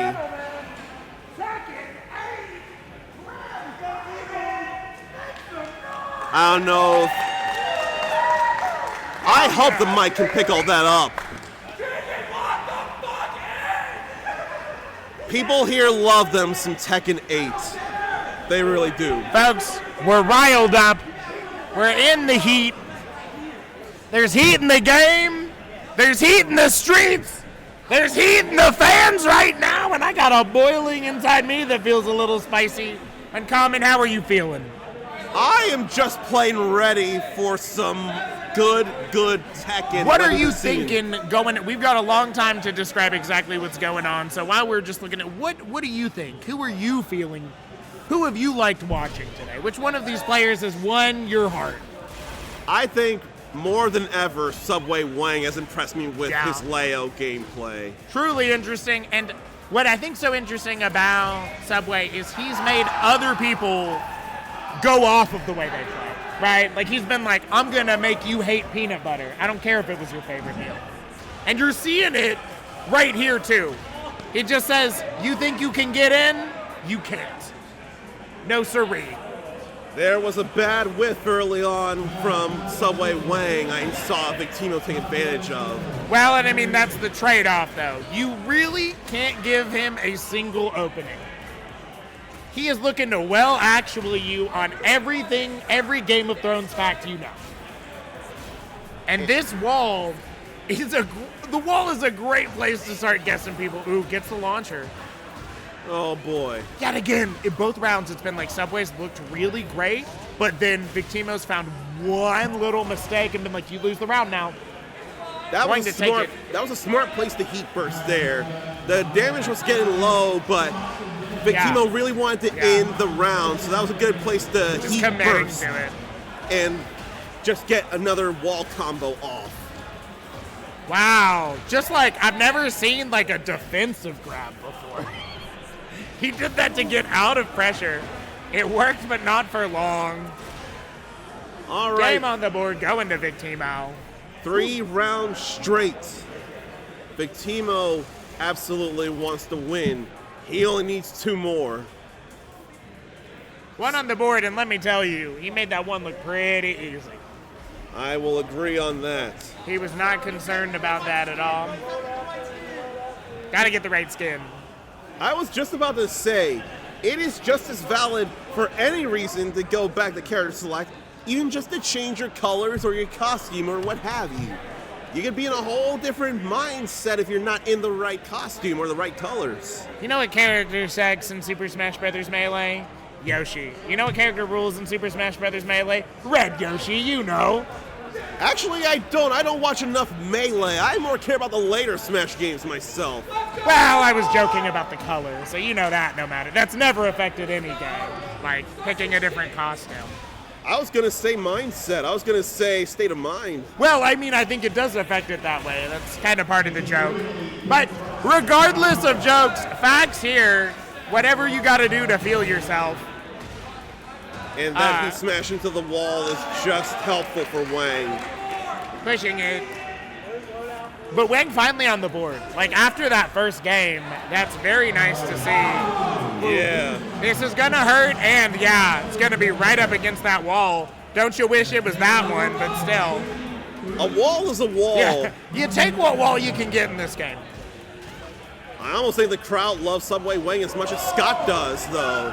Whenever Wang lands some big hits and counters and combos, the crowd lights up. Yeah, he is definitely a crowd favorite today. You can tell that. He's won the hearts of many. Victeemo, coming from Tennessee, out-of-town player. Okay. He's a long way from all his fans, but let me tell you, they're probably rooting for him. See, there was that heat smash, and the crowd did not say much for that round for Victeemo. Nope. Nobody ever roots for the out-of-towner, man. There's a reason they make such a big deal in sports ball about home and away games. You know what? It really is that much of a difference. Yeah, it really can be. And in fighting game tournaments, it doesn't work like that. When you're away, you're away. Ain't nobody cheering for those Japanese players that, are jet lagged and it's 3 a.m. for them. But Victeemo keeping it up. What a carry. With the life advantage. Whoa! A lot of whiffs, but everything's okay. That heat almost missed. Did you see that? It was like the tip of his knuckles. Yeah, it almost missed. Now they both have rage to work with. Oh, boy. So everybody's just hitting like a brick and feeling saucy. What do they want to do in the last 7 seconds here? Oh, no! Did that work? Oh, it did work. I couldn't tell. Very good. So those, like, when Victeemo starts doing those side steps, you have to, that's one of the few ways you can get out of it. But, like, he's locking you down. But anything that has armor, you can tell him to calm down real quick. You're seeing it right there. In those final 7 seconds, Victeemo suffered a rage art. Somebody might have said rage art. That's what I say in the final 7 seconds. And then Victeemo was trying to do an armor move, but here's something to know. An armor move will always get beat out by a grab or a low attack. That's very true. Tekken has some very unique armor rules. No Tekken that throw. Grabbing it. You know what that means. I can't believe it. Oh my God. We're going to final round. Final round, grand finals. Victeemo versus Subway. That said, we're only in game 2. We're only in game 2, and it could go as high as 5. If there were any justice, it would. But Victeemo just wants to end That's this not fast. what final round's about, though. Final round is about samurai rules to take the point. You only got to win 1 round to win the game now.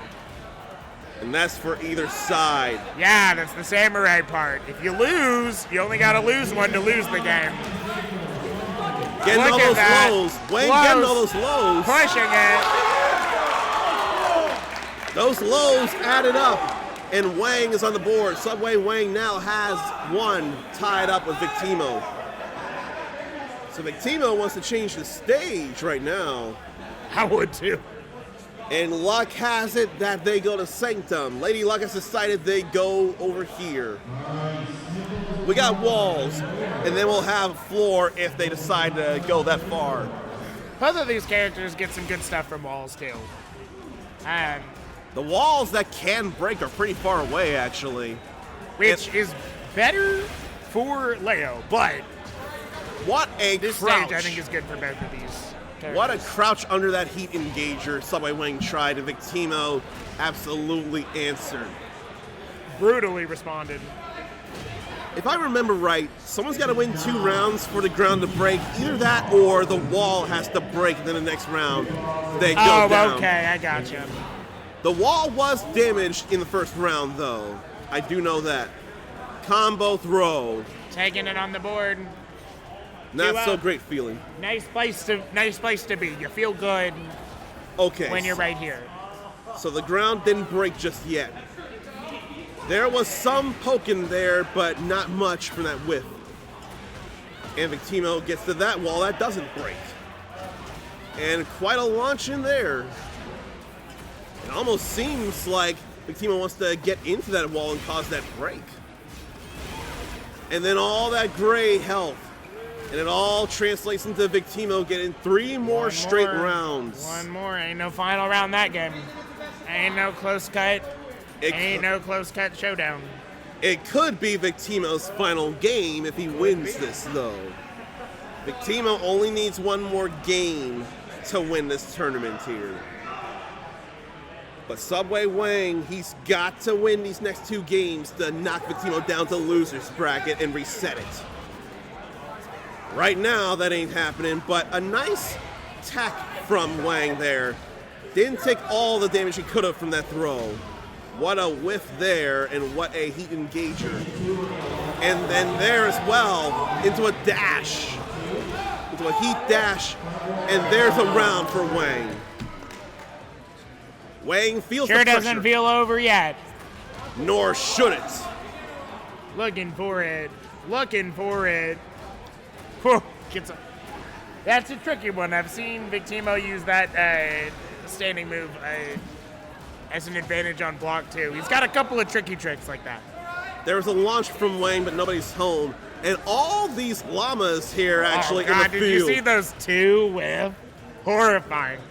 An interrupt there would have been brutal. Fortunately, it did not happen. How can the llamas handle all this fighting going on? How do they not get spooked and run away? Look how chill that llama is. It's like, that's fine. And Wang gets the for hit it. with that heat burst and gets to continue the combo here. But not there. What happened there? And Whoa, it's close. This is going to take it, though. There we go. One's apiece. One's apiece. Victeemo stayed down for a couple of seconds, though. Stayed prone for a little bit. Sometimes that is the answer in Tekken. I never have the guts to do it. I'm mashing an option. You could be waiting for someone to try and hit with an attack that won't work and Yeah. try and punish them from the prone state. That can happen. Victeemo has all the positional advantage here, and Subway Wang just wants to get out.